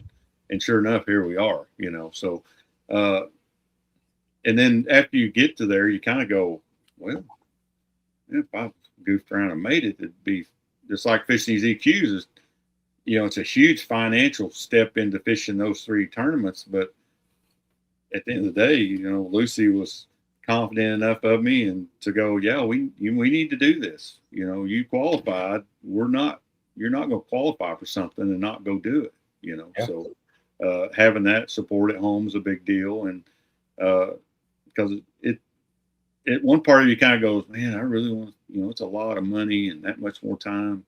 But heck yeah. So probably if I ended up in 10th place, it'd probably be another one. Like, well, you qualified, you better do it. You know, you got to do it, man. Life's short. It is. You don't get opportunities very often. That's it. You know, you already messed around and caught them good enough to qualify for the EQ. You get there, keep going with it. Exactly. That'd be like qualifying for the class and go, you know, I don't know. Yeah, right. Well, tell us your Kentucky Lake story, because I think that's a very interesting story. You had boat issues. I did have boat issues, and my boat, I trust it completely. It's been such a good rig to me. But the first day of the tournament, man, we took off. I hadn't had any issues all week pre-fishing, but took off down the lake, headed down the lake, and about halfway down the lake, around we was fishing out Paris, and I was running all the way down into Barkley and where I was catching my fish at. So it 65 plus mile run one way to there. And about the Ken Lake dock, man, right before I got the bridge there, my motor just shuddered, and the motor, everything kind of just, and I really thought I had dropped a cylinder or something like that, and I thought something happened with my motor. So I stopped. It's still running. I was like, so I shut it off, raised my jack plate up and looked, and I thought maybe I threw an ear on a prop or messed around with a whole bunch of things. I couldn't find nothing. The motor started right back up, and I jumped back up on plane, but my motor just wasn't running right. I wasn't getting near the RPMs. It wasn't getting up on pad like it was before. I was like, something's not right. Like, just something's not right. I've either bent my prop or I didn't really know what was going on. I still thought I had maybe a cylinder that wasn't firing or something. But I looked over at Ken. I was catching fish, fishing marinas, but I had my main marina was down in Barkley, and I looked over at Ken Lake and I thought, man, maybe you ought to just salvage this tournament and just wheel over there and spend the day in there and then get back. I thought, no, you're committed to Barkley. I don't care if the boat's not running right or what, we're going. And so it would run about 47 miles an hour. And so I puttered. It took me an hour and 9 minutes to get to where I was going. Oh man. Or one way, one run. Ooh. And going 40 something, and I was kind of, I was trying to go easy. I wasn't trying to push it hard. I thought, I'll just go 40 something miles an hour and I'll ease down there where I know I can catch them. And got down there and caught me just shy of 13 pounds. I think I had 12 something, I think. And that was like at 10:30. And I had an early flight that day, weighing at 2:30. And I thought, man, the pre-fishing have been tough. Everybody's like 12 pounds is going to look like a mountain. And so I was like, I can't not weigh these fish. So I thought, you know what? We're just going to start limping back. This way, if I get stranded out in the middle of the lake, I can wave somebody down. I'll give myself options, 4 hours to figure out how to get back in if something really bad happens. Because I didn't know. And so I started my way back and ended up back at Paris 2 hours before weigh-in, doodling around there. Caught a few fish, but nothing to help me any. Got weighed in. Ended up, I was sitting in like 80-something place with my 12 pounds. I was really disappointed. I mean, like, I can't believe this. It's been so bad all week. But loaded my boat, looked around there a little bit. I was like, man, I don't know what's going on here. I knew I had a boat problem. I needed to figure it out. So I went ahead and headed on up to the room. I actually got the room, took my cowling off, monkeyed around. I thought maybe it's a spark plug. I couldn't find anything wrong. And I finally stuck my head up underneath there. I thought maybe there's a stick stuck in my boat or something weird. And I look up underneath there, and there's a hole like this big in the bottom of my boat, right alongside the pad on the passenger side. I mean, it's like delaminated and just ripped it all out of there. It's all gone. Holy cow. And I had hit a stump 3 years ago in an open on Sam Rayburn pre-fishing. And it spiderwebbed that spot, but I didn't really think that much about it. I've been running. I've been running it for 3 years with no problems. And I guess all that area had finally just gave way. And when it went, and then when my motor shuttered, I guess it was that big hunk of fiberglass that got all wound up in the prop and caused it to like kind of quit running there. That I'm assuming that's what happened. Huh. And so there I was. I'm like, holy cow. But I wasn't taking on any water. And I was like, well, the boat did fine today. I made it down there and back. So I went to the gas station, filled her full of fuel again. And we headed back down there the next day. I ran it all the way, like it was 130 miles down there and back with that hole in the bottom of that Ranger boat. And caught 1911 the second day because I stayed on my fish all day. I was wishing I'd have stayed 2 more hours the day before because I could have caught a big stringer the first day. I just, I was like, man, the minute I caught my limit, I was like, we need to roll. Yeah, that difference from 12 to 14 or 14 and a half was probably a significant difference. Yeah. And the second day I caught my 3 biggest fish. I left down there by 11. I caught my 3 biggest fish from 11 to 1. Yeah. On the second day and ended up with just shy of 20 pounds. That's that's a good sack for Barkley. Yeah. And so I spent the whole day down there and ran on back and, weighed a big stringer. It's kind of one of the deals. If I could have stayed the whole first day, that kind of goes back to what I was talking about. just some little things would have really turned my year into something really crazy. So, but still had a great tournament, great check at the end of the day, and it secured me in the EQs for the most part. But it just goes to prove. I remember in the motel, I thought, I remember watching them old Ranger commercials, and Forrest had one of them Ranger boats out there, all chopped in pieces and holes cut in it. It said you can still run a Ranger boat with the side cut out of it and everything else. And I thought, you know what? He said it'll do it, and we did. Yeah, you knew you weren't going to sink, did you? So, No. and it wasn't the motor. You knew it wasn't a motor. So, Yeah, no, I now knew what it was. Yeah. I knew what to expect. I mean, it was all the foam, that area in there was all washed out from running, but wow. But I trusted it, and it was really interesting. I just got it back a week and a half ago, and the glass guy was he's like, "Boy, you sure did a number on it." But he said, structurally, overall, everything else on this boat is absolutely. He said, I cannot believe how good a condition the rest of the stringers and the boat itself. Really? He said, it's unbelievable. He said, I am blown away at how well this boat is built and how good a shape, internally it is. Because he actually got to get inside some of the, reattaching some of that. He's like, dude, it's unbelievable. He said, there ain't anything wrong here other than this spot where, That's amazing. Yeah, he says he was really impressed with just how well the boat is still holding up. 1980. Here's the next question. If you make the elites, are you going to get a new boat or stick with the one you have? Oh, no. I'll stick with the one I got. Oh, yeah. Get it wrapped? Yeah. Me and Matt Pangerak talking about the other day. I said, it's just going to get a wrap that looks like the boat. I said, just wrap it, but make it look exactly like it looks now. Yeah, right. No. If I ever get the classic or something like that, absolutely no. That rig's going. And I don't. Probably some people here. I've told this story a million times. But this boat and me have an extreme amount of history together.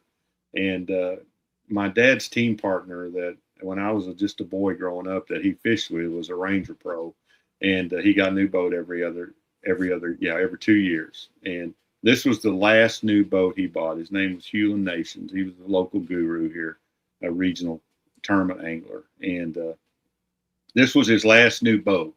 And when he bought this boat, brand new, he brought it to my dad's house when he got it, and to show it to my dad and yada, yada, And I remember being a little boy walking out there looking at this thing. I would have been 15 years old going, oh my gosh, look at this thing. And I got to fish when my dad couldn't pre-fish some with him when he had to work or something. I would get to go with Hewlin and ride in that rig as a kid. And it was always a big highlight. And, Hewlin actually let me borrow it a few times when I got in my 20s when I had another tore up boat. And so I had an immense amount of sentimental value. And Hewlin had passed away quite a number of years ago. And his son called Lucy one day and was like, do you think y'all would like to have this boat? Said, because I know Chris has more sentimental value with this boat than his own son did. She was like, yeah, we're buying that thing. And so we was able to buy it. And it's kind of like, bringing something home that you already owned, but so I sold the other boat I had and made this my rig the minute we got it. And so it's really special. There's some magic in this rig, and it goes all the way back to me being 15 years old. And, so yeah, this one's going to be a ride or die for me. So does it got the original motor on it? No, it does not. No, it had an original 288 model, which went down years ago before I even got a hold of it. This motor I've got on, actually I had it had an 87 175 on it the whole time I've had it. And it finally went down on me. I don't know when, couple years ago. I mean, I destroyed it.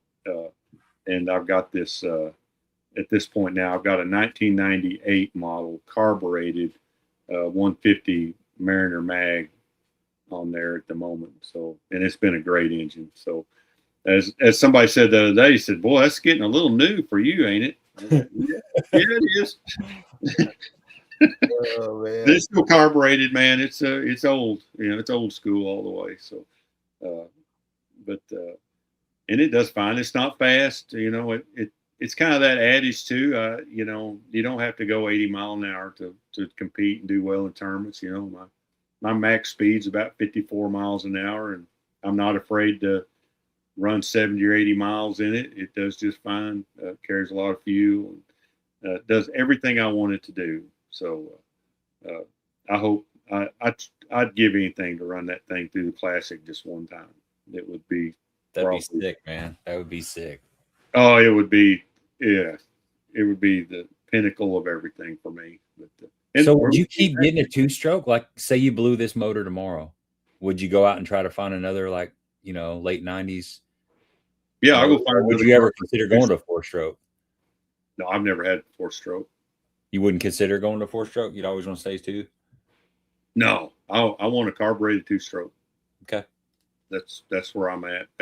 I grew up wrenching. After I got out of high school, I was a service tech for quite a number of years, and that engine out there, I could practice. You know, yeah. I could, if it went down, I could rebuild it if I wanted to take the time to do it. Luckily, I have a shop that's willing to do all that for me, but and take care of me on it. But it's one of those deals that if something happens to it mechanically on the water, I can get it running. Yeah, I told the guy the other day, I said, if I can figure out how to get some fuel and I can get some spark, it's going to run. I can make it run. And so I enjoy that aspect. I can keep a handful of basic tools and spare parts, you know, that and I have a lot of that stuff that I see spare lower units. You know, I can get on Marketplace, and I think I have 6 spare lower units. So I carry a spare lower unit with me everywhere I go. You know, if I knock one off, I can put a new one on in 15 minutes and I'm back rolling again. The same thing with, and the way I look at it is if I had a newer 2-stroke or a 4-stroke, let's say, if I did trash a lower unit and it wasn't covered under warranty, all of a sudden I'm out $10,000. Yeah. Get it fixed. Here I can jump on Marketplace and find one for my engine in probably before we're off this podcast. Have it bought for $200. Put some new lube in it, new impeller, and I'm back on the water for $300. So there's that's the way I look at it. You know, it's maybe poor people have poor ways, but I can trash a lower unit and put another one back on it and throw that one in my scrap pile. You know, so that's kind of how I like to operate, and it's worked really well for me. There's a lot to that, what you just said, because I got it's a 2025 Phoenix, right? Yeah. I didn't think it had any scratches on it, but I did notice the other day when I was wiping her down that there's a right underneath. I think I got a little cockeyed on the trailer and I scraped underneath, but on the top, it's clean. Yeah. It ain't got no gouges in it, no scratches, no nothing. And the motor, I don't know what those things cost, but it's too much. Yeah, so I'm worried about, you know, I'm not going to be fishing. I'd be nervous as a long-tailed cat in a room full of rocking chairs to fish like Truman Lake or one of those lakes that's got a lot of stumps in that new boat, where something like your boat, you know, it's probably got a few scratches on it, and it's been some shallow water, and the motor's, you know, it's not a $28,000 motor. So yep, there is some peace of mind in having something that's already, you know, it's already been weathered a little bit, and you just go fish out of it. Is what it is. 100%. You know, Lucy gets on to me. She says I'm too hard on it, but you know, I don't go running into stumps, but I'm not going to allow a shallow spot to stop me from getting in there because I don't want to scratch or rubbing up against a tree or a boat, you know, touching a boat dock. You know, you're like, man, I need to make this one pitch right here. This is the one. But you're looking at that dock going, if I get where I need to get to make that pitch, I'm getting ready to see some metal flake in the water. You know? Right. Yeah. I guess you could say that's, in one aspect, some people could look at that and go, man, you just don't care about your stuff. But I do care. But I also go, I want to win this tournament this weekend. And if I need to get in there, if I need to get under them dock cables or pry around, then I'm going to do that. And again, it boils down to this as well, is most working guys like myself, if I had a brand new rig and I knocked the lower unit off of it, I can't put a new one on there. I don't have $7,000, $8,000, $10,000 to go, well, just put a new one on it, man. Let's go. Mm-hmm. I don't have that ability. So I put myself in the one I can handle on my own. The same way with the Powerhead. It's just, I could find one in a week that I could probably tune up and have it running and be back on the water very cheap. Again, there is some peace of mind that, I will say not everybody can take an old 2-stroke and put up with it, because some of these super hot days, how them things are.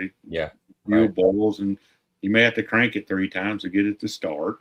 And that stuff's frustrating, but it's what I'm used to and what I'm comfortable with. And I'm good with that. So I understand that some people, that would not be the right way. And I'm not saying that's what they should do. It's what works really well for me. So yeah, no, I get it. I get it. I understand for sure. Another good aspect of that 2-stroke is, you kill pretty much all the mosquitoes first thing in the morning when you fire it up. Yeah. You got to smell it, but you'll know I was there. Yeah. It's good stuff. I won't lie, I get a little annoyed with buying 2-stroke oil, but it's someday I'm gonna have a sponsor for that if I keep on one of these days. But oh well, it's still pretty cheap. I can buy a lot of 2-stroke oil for what a $20,000 4-stroke costs. Yeah, I know. It'll spoil you, man. It'll spoil you. Yeah. Now my John boat, my 16-foot John boat, that's a completely different story. I take it anywhere. I'm not even worried about it. The first dent that's happened long time ago. It's never been wiped down. It's I'll never sell it ever. It's like I said, it's my ride and die. And it's one of those, man. You got to have one of those around. But my new one's she's still a little bit, precious. Yeah, absolutely. And a guy should be. You work your whole life for, like you to win that one and get it. You don't want to just tear it all to pieces, So no. I totally get it, man. I would say I truthfully would hate to be in the position one day to be looking at a rock jetty and going, man, we could skid over that and get to the promised land. But man, I put a big scratch on my boat and I'd have to make that decision, That'd be rough. Oh, I couldn't choke it. I'd be like, this is terrible, because I'd be like, I ain't tearing my boat up, so I had to turn away, Yeah. Yeah. Sometimes you got to say no. Yeah, it's true. Yeah. Thanks, Jonah. Jonah says, great watch. I watch both of the channels. They're the best. I appreciate that, man. Thank you. It means a lot. Well, let's dive into one more topic before we wrap it up. It's something we kind of touched on a little bit. And this is still in the rumor phase, and typically don't talk about rumors, but it's bigger than just this one little thing. It kind of encompasses the whole tournament, not mindset, but the whole tournament scene that we're in nowadays. And there's been a few people that have posted about, Major League Fishing making some changes to the BFLs in the future. This is still rumor.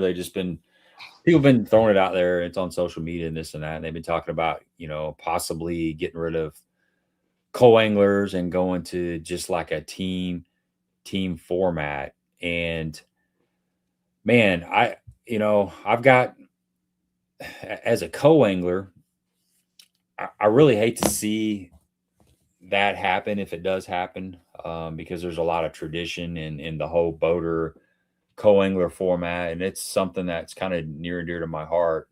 People that don't have a boat, or they're just kind of getting into tournaments and they want to learn how the whole tournament thing works. They got a body of water that's close to their house that they can, there's a division, they can get on there and go out there and check out that lake. They can jump in the boat with somebody that's got a little bit more experience and get some, on the time or on the water time with somebody, so that, a co-angler's a little more affordable. You don't typically have to put in the same amount of time and travel expenses as the boater, and it's a great way to get out there. So, the thought of them, you know, eliminating that format kind of hurts me a little bit. And if they do, it is what it is. But what do you think about that, Chris? Your whole kind of thoughts on some of that stuff? Well, I've got a lot of thoughts, and I've been in this fishing game a long, long time, and first of all, I think it's a horrible decision to go to a team format in BFLs in any type of national trail, and I don't think it's the right thing to do. I think team tournaments should be more regulated to local stuff, and I'll even take regional stuff. Fair enough. I fish some local regional type team tournaments around here. The reason for that is I truly believe that angling, like if you're fishing BFLs and Toyotas and these type level tournaments, you're in a process of wanting to climb the ladder some. You may not be wanting to go all the way to the big leagues or something like that, but you may want to step up to the Toyotas or something like that, or do the best you can at, say, BFL. Back in the Redman days and the early BFL days, there were guys that were just working guys that were the very best at fishing BFLs. It was their thing. And so they gave it everything they had that they could give and did the best to try to make the All-American. But it was an individual sport. So I believe tournament angling is an individual sport. And each angler, all the early years of co-angling, it's still an individual sport. Even though you have a co-angler with you, he's fishing for his piece, you're fishing for your piece as a boater, and you both have your own respective directions that you're going. So it's an individual sport as a boater to try to make the regional, same way with the co-angler. And the co-angler as an individual is saying, I want to do this for a number of years so I feel confident to step up being a boater, to go to the regional, to the All-American, maybe step up to the Toyotas. But it was all an individual sport.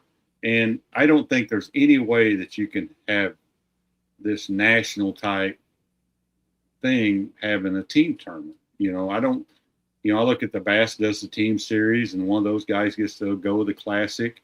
But to have to fish against your team partner at the championship at the end of the road, I just don't make any sense to me. Yeah, that's pretty tough. You see where I'm going. And I know a lot of guys have done that, but it don't really click for me. And that's one piece of it. I think that, I'm going to go off in the weeds here.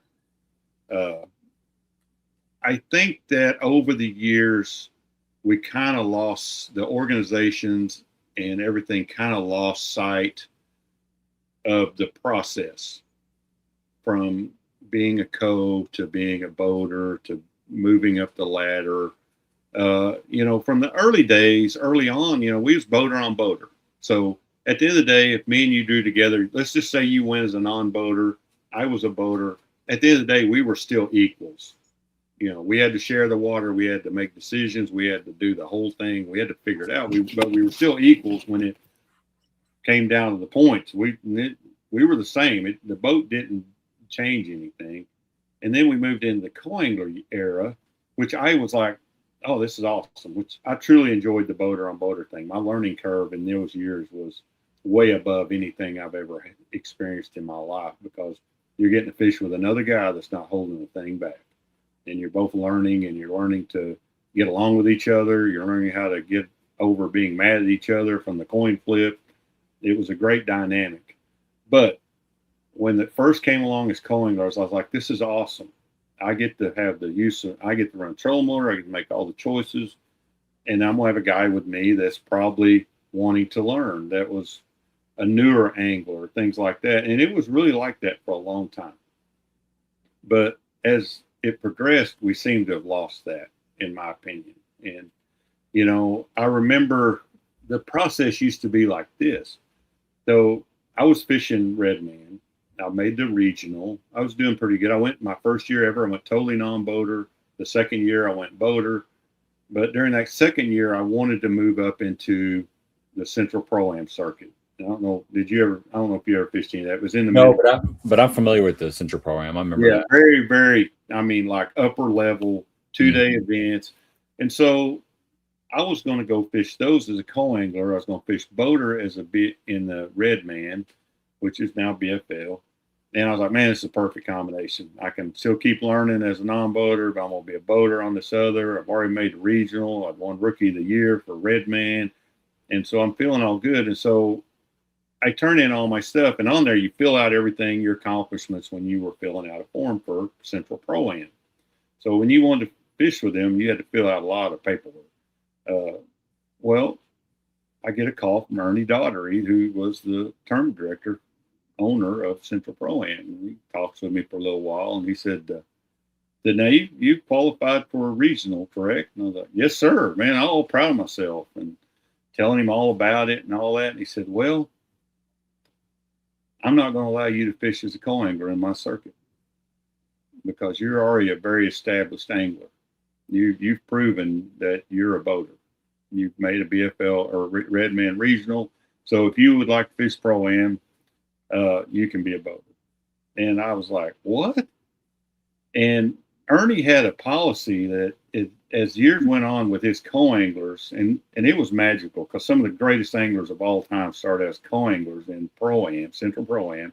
You know, Brian Snowden and there's a plethora of them that went up to be like BASS pros and right on that started out as co-anglers. But if you won a couple events or you won Angler of the Year, that following year, Ernie was going to pull you aside and say, oh, by the way, next year you will be a boater. Really? So he wouldn't let you sandbag anymore. He was like, he would not let you sit back there and hang out as a co-angler. Okay. And I don't mean this in any disrespect. No. But he had a process. He's like, this is a process here. The goal is for you to co-angle. Now, if you don't do no good, but if it's obvious you're winning in the back of the boat and you're getting it and you're picking it up, then you're going to step up or you're not going to fish a co-angler. You won't fish with us anymore. That's how he was. So there was a lot of guys. I know some that were literally forced to go. They'd won 2 or 3 Central Pro-Am events in the back of the boat. He said, no, you either become a boater next year or you won't fish. And what I think he was creating, though, was a balanced field. So in other words, he wasn't going to allow, as you used the word sandbagger, he wasn't going to allow, he was going to keep that co-angler field balanced with that angler. And I ain't saying they're lesser. I'm just saying he wasn't going to let this start showing up where this guy's going to win 2 or 3 events a year. And I think that was very pivotal. And I think that was an important piece to what he did. And in the early days of the BFLs, that was a constant process of guys moving up. Yep. And we lost that somewhere.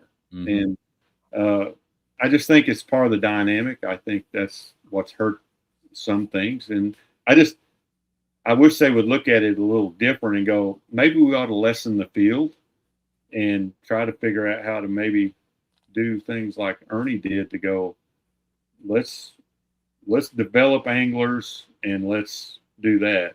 So I don't know. That's kind of some of my take on it. And no disrespect to anybody that's winning tournaments as co-angler.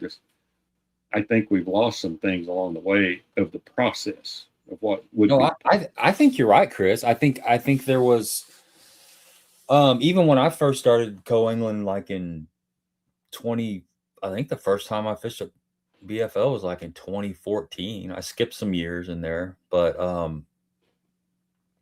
I just wanted to kind of get a feel of what a little bit bigger. I'd fished in bass clubs and stuff, and fished some USA Bassin and some of those smaller, more local team trails and stuff. But I wanted to get in something. I remember coming up with $100 entry fee. I was like, the most I'd paid is probably if I paid 100, it was a team deal, but a lot of times it was like it was $80 or 60 Yeah, bucks. And it still was a lot of money. yeah, $100 just for myself. And then it actually got up to like 145 before Major League Fishing bought them out. Yeah, yeah, I remember that. There was a couple of years where I sat out because it kept going up every year, and I'm like, I'm done. I've reached my top. I'm not paying that anymore. But I just wanted to get in a little bit bigger tournament and kind of push myself and fish on some of those lakes. So that was an avenue. But I also, in the back of my mind, I knew that the BFL to me was at some point, you were going to fish for a few years, and then once you kind of got the hang of things, if you had a boat, not everybody has a boat, but if you did have the option to jump into that front of the boat, that was kind of a natural progression. I think you're right. That was the kind of the way that it happened there for a while. But it kind of stalled out somewhere, and a lot of guys were just there's a list of procos that are out there that just dominate, and they're just really, really good out of the back of the boat. There's many of those. I hate to say this, but there's many of those that are absolute local hammers too, and regional hammers. They're good. I mean, they're really good, and I'm giving them full credit. These guys can go anywhere with their boat and catch them. Right. Yep. It's kind of like in the back. Yes. And I don't mean that. And hey, that it's open for whoever wants to fish. I get it. But for me personally, it just wasn't the progression that, if you reach this, I was kind of from that Ernie area. If you reach a certain realm of fishing, it's move on or move on, kind of thing. That was his look of it. And I think that kind of a lot of that allowed it to get kind of stagnant. And I can't help but believe that maybe some people looked at it and go, I'm not going to go fish against them boys. I'm a guy that has 2 rods. I'm just learning. I want to fish with a guy. And so I think it created a lot of different dynamics over the years. I also know this. The other thing that's really hurt the co-angler side, and I can attest to this because I watch it, is, my wife's a youth director for a BSS in the state of Arkansas. And, my son fished high school fishing, went to 3 national championships. What we've created is, so for me or you, I grew up fishing locally and whatever. Well, my first progression was to get into what's the most closest regional thing that I can get into as a non-boater to advance. Again, it's a progression. So the next thing for me was red band, 100%. And then we go to pro-am, and then hopefully to bass. That was kind of the whole thought process. Well, what's happened now is we have cut that out. We don't have to have that part of the learning process anymore, because by the time my son left high school, he didn't need to be no co-angler. He was done. Right. He was past that. And most of them got their own rig. They're ready to move on to Toyota. If they're going to go to BFL, they're going to as a boater. If they're going, but most of them are going to skip that. They're like, I'm ready to move on to Toyota or the Bass Opens, and that's why you see some of the young ones is that 7 or 8 year period that a lot of us would have spent co-angling or going as a non-boater has been done in the high school years, where we were doing it in our 20s, or that type of progression. As you at any age, is as you learn to fish, you start out with your bass club and your dad or whatever. Next thing you know, you're this, and then you're co-angling, and then next thing you know, you got a boater. Well, we cut part of the chain out of there with the high school fishing and college. Yeah. It's like the high school fishing is the new bass club, and then college fishing is the BFLs and the and boom, you're just ready for the Toyota series when you come out of that. My son would have, he'd already fished on the front of the boat, had his own boat, the whole 9 yards. By the time he was 16 years old, really by the time he was 14, we were taking him lake and kicking him out with the bass boat and say, we'll pick you up at 5 o'clock. So he's not going to leave, fishing national championships as a running the ship to, well, I think I'll go coin angler for 3 years and try to get my feet wet. He's like, if he'd have wanted to do it, he was going to go straight on to this next process was not even going to be BFLs. It was going to the opens from high school fishing, because he wasn't going to do college. So again, we've got 2 or 3 different dynamics going on here that's all of a sudden really messed up what we used to be the natural progression of an angler. So I think you nailed that. I think that what you just said, that makes complete sense about the high school and the college fishing has changed. It's prepared these kids, or these high school age, these kids, let's just call them kids. It's prepared them to move on and excel. Yeah. And then you add, here's another thing that I think is in play is the saturation of the tournament market. There are so many tournament leagues. Not only is there college and high school fishing events, there's so many other leagues out there, and not everybody can fish everything. So payback is huge. How much is an organization paying back? What do you win, like first place, like Anglers in Action? That's a really popular one at Lake of the Ozarks. They have a Table Rock division. I think they have a Grand Lake division. They do. So it's a team tournament. It's $10,000 for first place. Yeah, you win. Every tournament is guaranteed 10 grand, and I think it might be a $300 entry fee. Yeah, so $300 you get a chance of winning 10 grand. That's that's pretty significant, and they pay down pretty good. So you got several of these.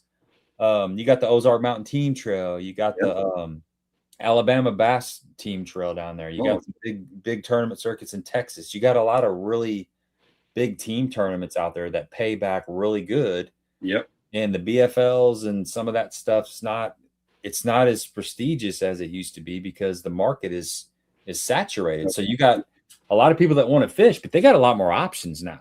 I mean, big time. You run out of calendar.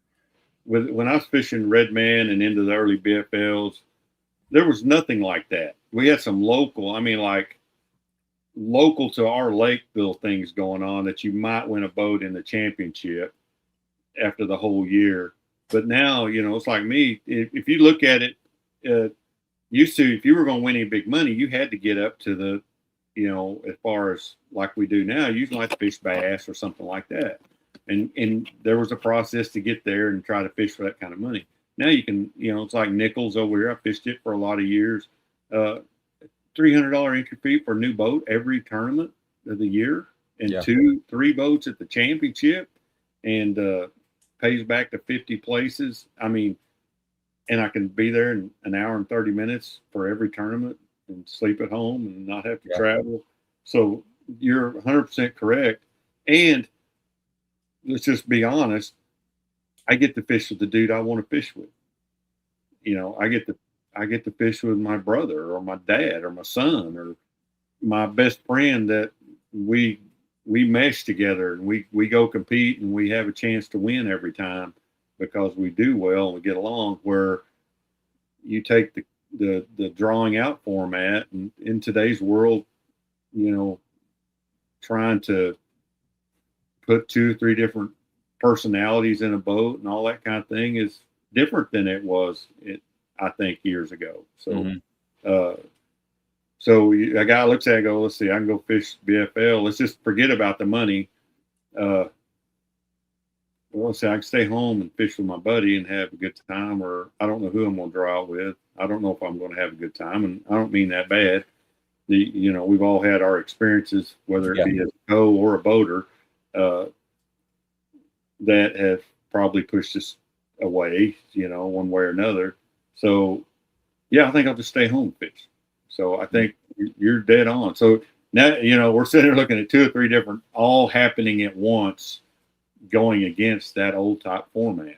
And it's really sad because, and I don't know if there's really a fix for it to change that tough thing. I don't know. Yeah, here, and this is one of my favorite things about the BFLs. Dennis says he's been fishing BFLs for 20 years as a co-angler, loves meeting different people and learning different techniques. Some of my best friends come from over the years, and I 100% agree with that, man. I've met really, really awesome people that, I've stayed with them, I've roomed with them, I had conversations with them still to this day. We text stuff. The camaraderie's, you fish a division year after year. Everybody, they don't see each other from fall through the winter, and then that first spring tournament, all your buddies show up again, and the more you do it, the more you got friends, and it's a brotherhood. So, that a little bit of that's going to go away, and there's guys that don't have a boat, that don't have time to take off work to practice, but they can sign up, pay $100 or $110, show up, the night before the tournament, sleep, wake up in the morning, jump in the boat, and they get that tournament experience. They get to go out there, fish a tournament. Maybe they catch a fish, maybe they don't. I mean, just put aside the part of, learning something from somebody that's a little more experienced, maybe learning how to navigate the lake. If at some point in time they do plan on getting a boat and fishing at this certain lake, put all that aside, and just the person that doesn't have time off of work to go down there and practice, doesn't have the money to buy a boat, they can pay $100, jump in a boat, and they can go out and fish. Now they got to have the right mindset. I've said this before. You don't jump in a boat as a co-angler and expect it to be a guide trip, because it's not a guided trip. I've heard people say that before, and it's a guided trip in the sense that you're going to be running around the lake and you're going to be guided around the lake and you get to look at the lake, but never expect that boater to put you on fish unless he's just, he's got a 27-pound bag and he's like, okay, let's go catch you some fish. But that never happens. But regardless, for a small fee, you're able to sign up and go out and fish for a day. And you may not know anybody around your area. Maybe you don't have a brother or a dad that fishes, or a friend that fishes. This is your only means to go fishing. That's the part that if they do get rid of the co-anglers, that's going to be, I don't like that. That's going to be unfortunate. I mean, it's a business and they got to do what they got to do, but I will not like that going away if it does turn to that. That's the saddest part. And that's the truth of it. And the part is those guys, their avenues is going to go away. And it seems as though it is. What's really interesting is the last few years I fished, let's just say BFL. Oddly enough, I drew very few of those. Most of what I fished with were very, very seasoned. Yeah. It's just an odd dynamic. Out of 6 tournaments or 5, 3 of them dudes were, I'm like, this guy's better than me. And I'm not saying I'm any good.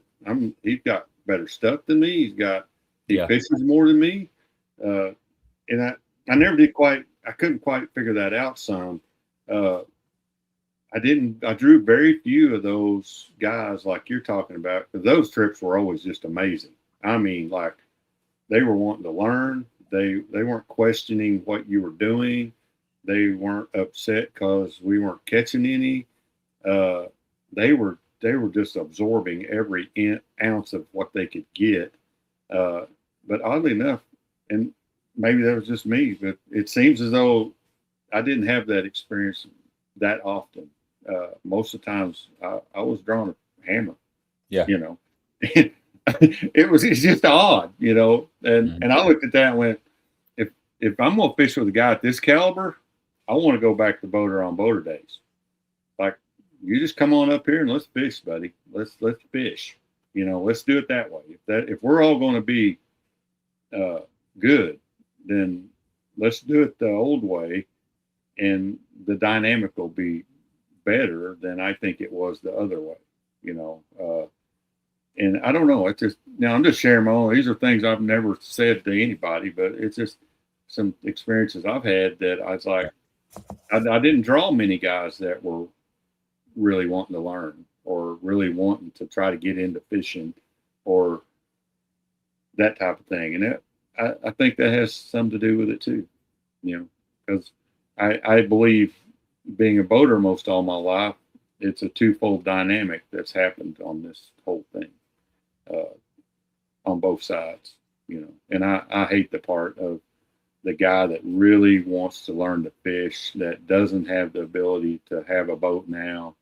Uh, his avenue like that is not there. I think it's tragic, but I also don't know the answer really. Yeah. I drew the three tournaments I fished as a boater this year in the BFLs. I drew one guy that was a vet co-angler, seasoned. He'd been fishing as a co-angler for a long, long, long time. Very all the people I fished with were very respectable. And then the two other guys that I fished with were the one guy worked all the time. He didn't really get opportunity to fish all that much, especially tournaments. And then the other guy was a guy here locally that didn't have a boat either.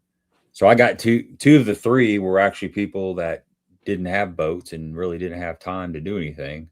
But that was just this year. I mean, next year it might have been completely different. I don't know. Yeah, and divisions are different.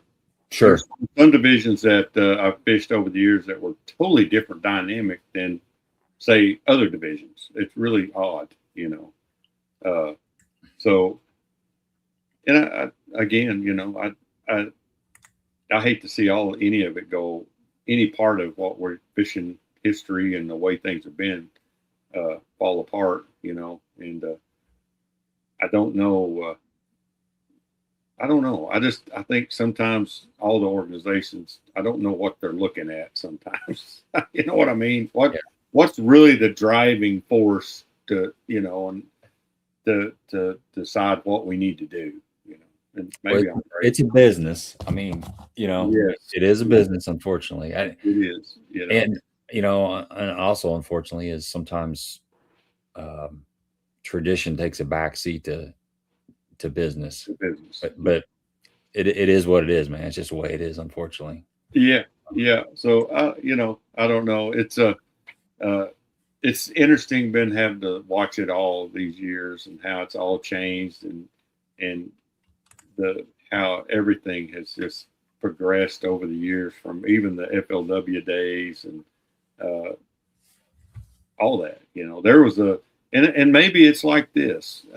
Every era comes kind of to an end. It seems like the boater on boater era faded away, and then we had once the co-angler thing come on, man, it was magical for, truthfully, maybe longer than we could have all imagined. That it managed to keep going, because man, them early days, it was something. I mean, it was absolutely the coolest thing ever. I remember the first ever thought of a pro-am type event or boater co. I was like, this is the coolest thing there ever was.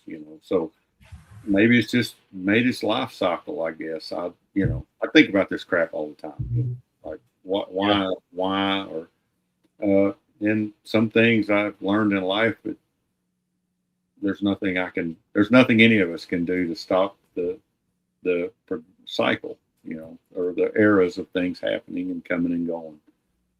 I think you're right. I think it is just it might just be as simple as it's a cycle because of the things that we just talked about, the reasons. It just kind of ran its course, and now we're in a new era. Things have changed enough to offset it, and now there's not a reason for it anymore. Yeah, and it's all, as each thing fades away, you're kind of like, man, that was. But maybe that's just all it really is. Maybe we were all sitting there thinking about it too much to go, man, it was great. Sometimes I find myself going, to I guess, to use a good example of my mother. She's constantly trying to relive some things, and I talk about the past all the time, but I also know it's just the past. I'll never recreate some of those things that were ultra special, or ultra perfect times in life that I would love to live it one more time, but it's never going to happen again. And I've watched some people like even her and love her to death, but she's always wanting to try to recreate something, and it never turns out any good. You know, it's never going to have what it once did, and sometimes you're better off just to leave some things where they are. And so maybe that's how it is. I keep thinking though somebody will figure out how to recreate that somehow to get that lost vibe back. That was those early years, you know. But I don't know. Yeah, there's some lyrics from a song they go, if you try to turn the key too hard, you're going to break the lock. And that's sometimes we try to recreate things and we just break the lock and you can't get in them anymore. They're done. It's over. There's over. You can't that's why it's so important to try to appreciate the moment as much as possible. It's easier said than done sometimes, but like when you're in something, if you better take a second, just kind of step back and just appreciate where you're at. 100%. Like it's happening right now, and I'm here right now, so I'm going to live it right now because I'm doing that, fishing these tournaments right now. There's it could be that it could be I could fish these next 3 tournaments, and that experience will be over for good. You never can tell, and so you just grasp on, you just take it all in, live every minute of it, and enjoy every minute of it. Even when I've learned in my life, I used to get so frustrated fishing when I wasn't catching or wasn't doing any good. I wanted to do well, and found myself at some really amazing events in my life that I made it miserable, but I was right where I wanted to be. I was like, why am I so miserable? I'm exactly where I worked so hard to be, exactly what I spent my whole life wanting to do. And here I am miserable, making myself miserable. And the last 4 or 5 years of my life, I was just like, never, ever will I show up if I go to an open or go to these EQs and I don't catch a bass, I refuse to walk away upset or hate on the moment because I'm exactly where I want to be. This is exactly what I wanted. I'm doing exactly what I've dreamed of. So, and I think that's what we got to do with everything. Otherwise, we're just unhappy. So, yeah. Interesting. You nailed it. Yeah. Let's give away a $25 gift card from Baitworks and make some more people happy. If you want to get in on the drawing, just hashtag capital B, capital A, capital S, capital S. We'll let that run for a little bit and then we'll wrap it up. Yeah, Otter says we had high school fishing. We skipped school and went fishing. that was my high school fishing. I've said this before on the stream, but if you were if you were a girl in high school and you had a farm pond, you carried a little bit of extra weight as far as me, maybe asking you out to go do something. If there's a chance I could fish in your farm pond, I was probably going to try to get after it. And I had a few that worked out pretty good. Caught some too. But yeah. Oh, yeah, we were back then fishing wasn't. Well, I was one of the few people that fished in high school. I mean, a lot of people fished, but I mean, I'm talking like actually ate up with it. Like ate up with it, not just sit on a bucket with stink bait, catch catfish, which I did that too. But I was always trying to go fishing. Like my biggest thing, one of the things I always look forward to is when I could turn 16 and get a driver's license and I could go fishing. Like not have my mom drop me off all the time. I could actually take off and go fishing and explore. So but not a lot of people were like that in high school. Now there's a lot of people that are like that. Oh yeah, every school, like Lucy, she's just, at Lincoln over here, the school, she's just started teaching that. I mean, they got bukus of kids that are involved in the fishing group and the archery. I mean, all kinds of stuff. But it's really interesting. I was the only one in school, actually me and another buddy of mine finally, he fished very little, but we started fishing together all the time. And we were the two guys that fished all the time at school, but that was it. There was nobody else, out of the whole school. So kind of interesting how different it is now, compared, Yep.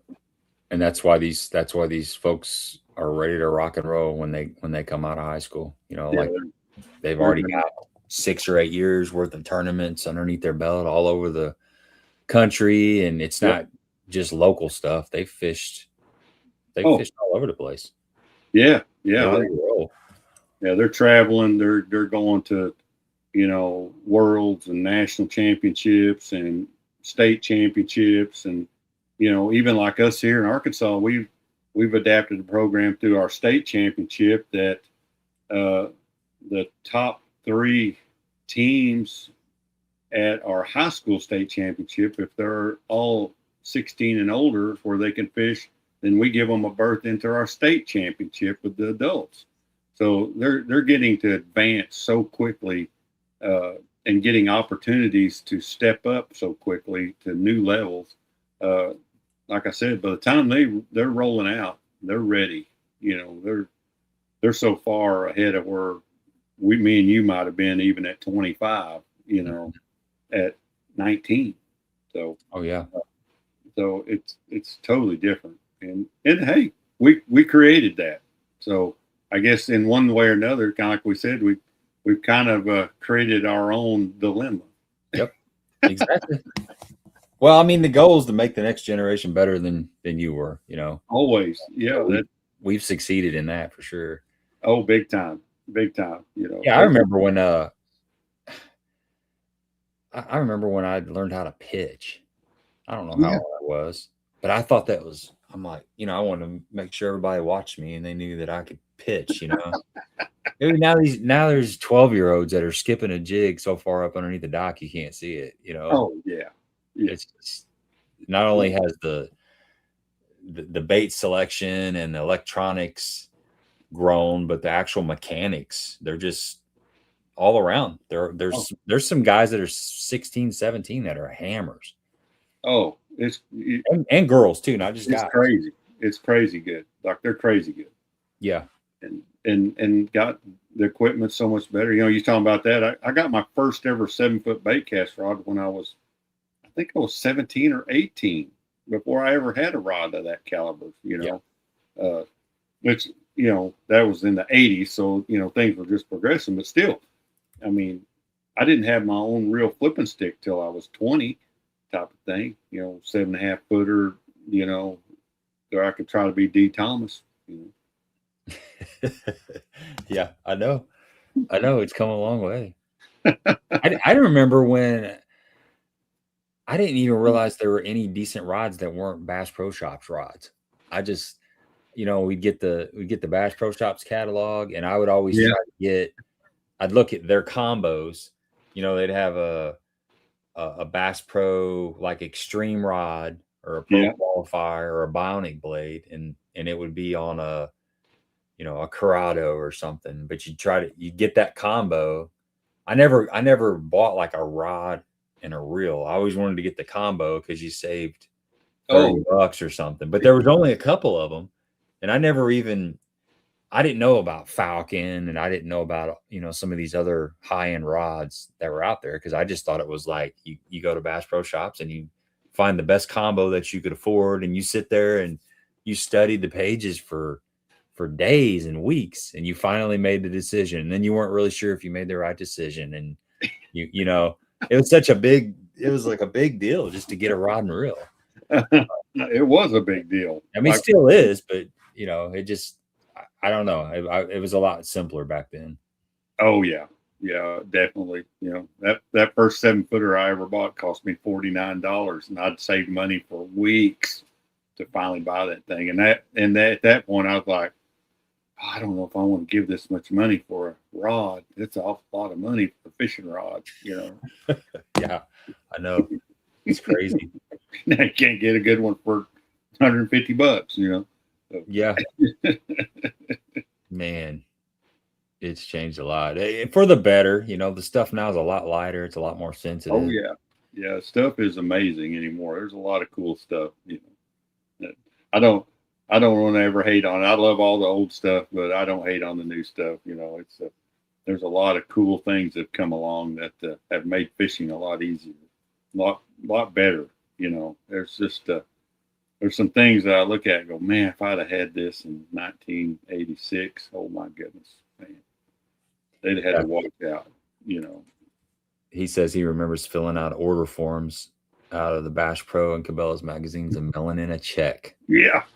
Yes, sir. Yeah, he's been doing it for a while. Getting the I remember that too. I'd make, you dog ear all those pages, and then you get a pen and you'd circle the item number that you wanted, and you'd write it out on a list, and then you'd call and order it.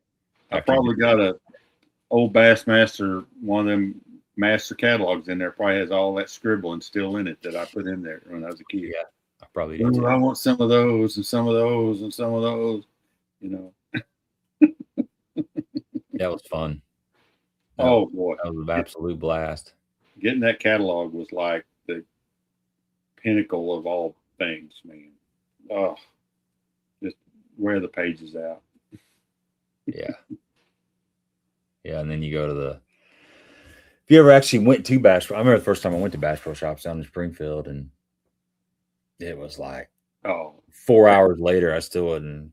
Yeah. I still didn't want to leave, and couldn't see it all at once, man. We go up there, which we're just about 2.5 hours away where I live from there. So every winter we take a trip up there, spend the day. Man, it was always epic. I mean, always. Yeah. Good times. Okay, let's draw this. See who wins.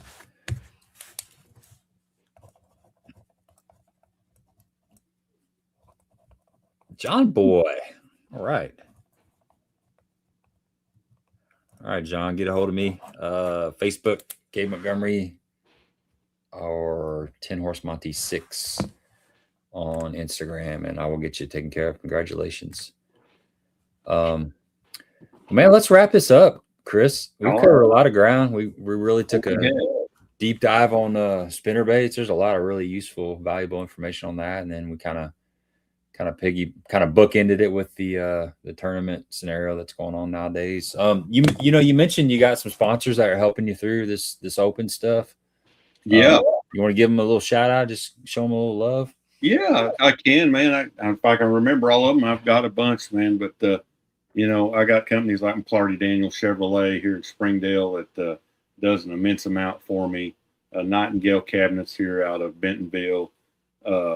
Powerhouse Electric out of Forest City, Arkansas, does a huge amount for me. G-Crack, another great one that I have. Bond Recycling is another great one. Trying to remember everybody. I got some of those G-Crack, that bellows gills. Yeah, because of you, you've been having some success on them, and they're such a weird looking bait. I got some of the floating ones, but I haven't. I was going to throw them on a Carolina rig. Oh, yeah. Yeah. I haven't tried one on a rig yet. I've used it a lot of other ways. It's a fish catcher, man. Okay. I'm kind of working on some of the new bigger sizes now. They make some, the bellows gill and some of those others that are a little bigger and thicker, and experimenting with some of those as well as that 18-inch real skinny little worm. I forget what the G Crazy, I think they call it. Been playing with that a little bit. So really, 18-inch worm? I haven't seen that one. Oh, it's funky looking. It's holy cow. Yeah, it's real thin. It's about the size of a straw, but it's 18 inches long. It's for like Nico rigging, and it's pretty neat.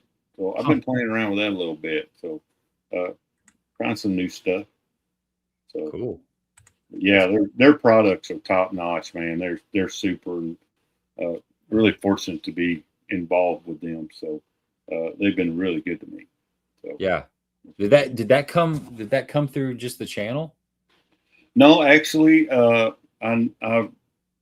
through a guy that is he's the U.S. president of sales at G-Crack, and he's a good friend of mine that he went to college here at the University of Arkansas, and me and him, we actually roomed together a little bit, fishing some opens years ago and some other things. And through time, it all just kind of came together. He went to college here and then kind of went out and about, and really has a great position with. He's over all of G-Crack in the U.S. So kind of one of those.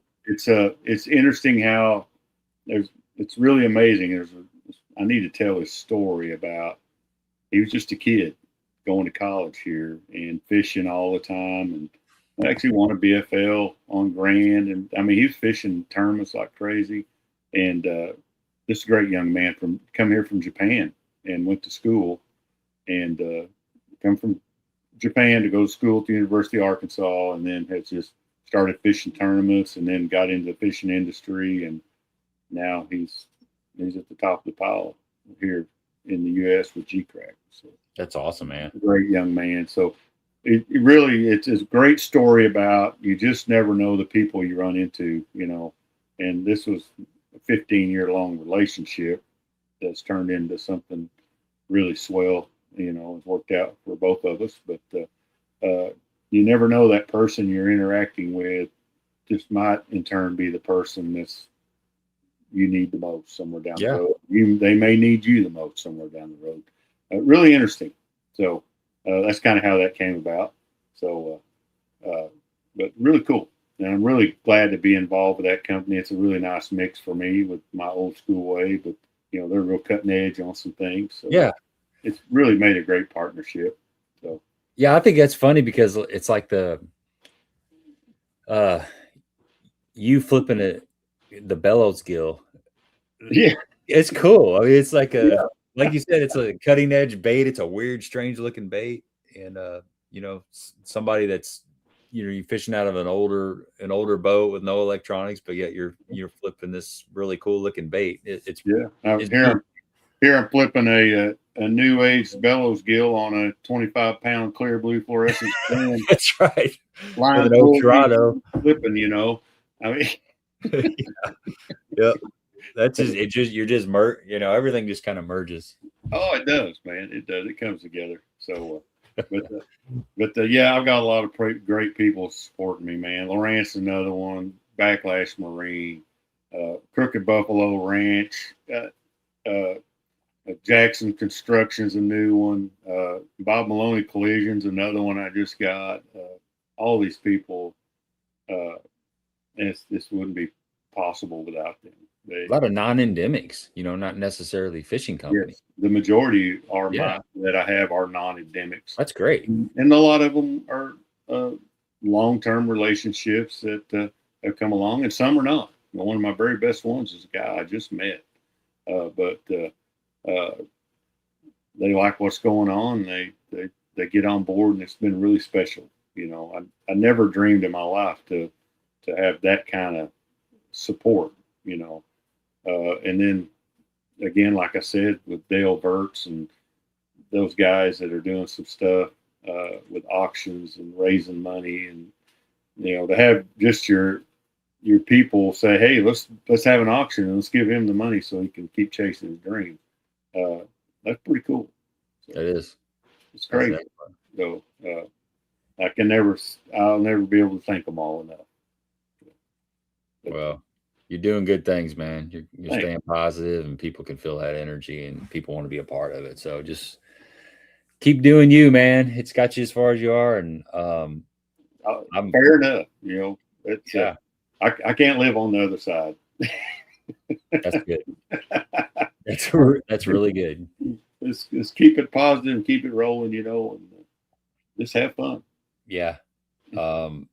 So yeah, we'll wrap it up. Anybody on here that hasn't checked out Chris Johnson, inspiring, what is it? Inspiring Angler? Inspiring Tournament Angler Chris Johnson. There you go. Go check out his YouTube channel. It's inspirational. A lot of good stories. If we had more time, we could definitely go down some rabbit holes of some funny storytelling. But yeah, it's always a good, you do a lot of good videos, man. I like the ones where you're just hanging out talking about whatever it is. Something that just happened during the day. You know, a lot of times it's just something organic. Yeah. It's life stuff, you know. But that's the other thing I've realized with my YouTube channel is there is a lot of us out there. we're just guys. We're just chugging through life, trying to make things happen, and it's been encouraging, to just know that there's more of the same mentality and the same great people. It's like you hear you have a whole slug of them on here. They're just, I promise you, they're great people. They're just, and it's easy in today's world to look around and go, man, there ain't no good people anymore, but we're surrounded by them. They're everywhere. Yes, they are. They're everywhere. It's wonderful. Yeah, it's funny you said that. We'll wrap this up, but there's a lady on my route one day, and she was really down. She came out to the mailbox to get her mail, and she was just heavy. She was just, I could just feel that things were heavy, and I kind of asked her what was going on. She had some stuff going on in her life. She'd had some deaths over the last couple of years and stuff, and she mentioned the news, and how dark everything is, and I said, you know what? What's really going on? She goes, what? What's really going on, Gabe? And I was like, walk outside and look around. Go to the gas station. Go to the supermarket. What's really going on? That's what's really going on. It's what's right outside your door. Yeah. That's where we're really at. So, remember that sometime if you're feeling like the world's all heavy and there's all this bad news and stuff. If it's not really affecting you, don't let it affect you. Don't bring trouble's going to come eventually. Don't invite it in, and don't live life like the trouble's already found you. Yes. Because you're wasting all that. You're wasting all that time in between. Oh my. Well, you're preaching now, man. You're preaching. Woo. Man, I'm trying to live like that, brother. That's how I'm trying. That's how I'm trying to live. It's easy. It's easier some days than others, but hey, there's always going to be days that are just poo. But when you walk outside and you go, you know what, the birds are singing. Mm-hmm. They ain't nothing stop them. They ain't. I posted something on Facebook the other day about, and it may have been an Alan Watts quote or something, but it was about Mondays or weekends. It's like, no bird knows there's a weekend. No critter on earth knows that tomorrow's Monday or this is Friday. And so we fell into a trap of that. And life, the birds ain't, I can walk out there right now, there's critters hopping around. They ain't got no care for nothing. Yeah. And why should I sometimes, So yeah. You're exactly right, my friend. Yeah. If you can live Monday like it's Saturday, you're going to just be better off. Yeah, just pretend to forget all that, Some days we got to go to work, but that is what it is, Yeah. I have to go tomorrow. Yeah, same here. So let's wrap her up, man. I appreciate it, Chris. It's always a good time hanging out with you. You got good energy, and I appreciate every bit of it. Hey, same there to you, buddy, man. I appreciate you asking, man, and I appreciate everybody asking questions, and we'll do it again soon. All right. You got everybody out there? We need to get together and just go fishing. I know. We need to do that. It's not that far. We're not that far apart. No. We'll keep talking about it. And maybe take me to this little lake's got the muddy water, and I can throw a big spinnerbait. It's right up your alley. All right, everybody out there. Thanks for hanging out with us, and we'll see you next week. Till next time.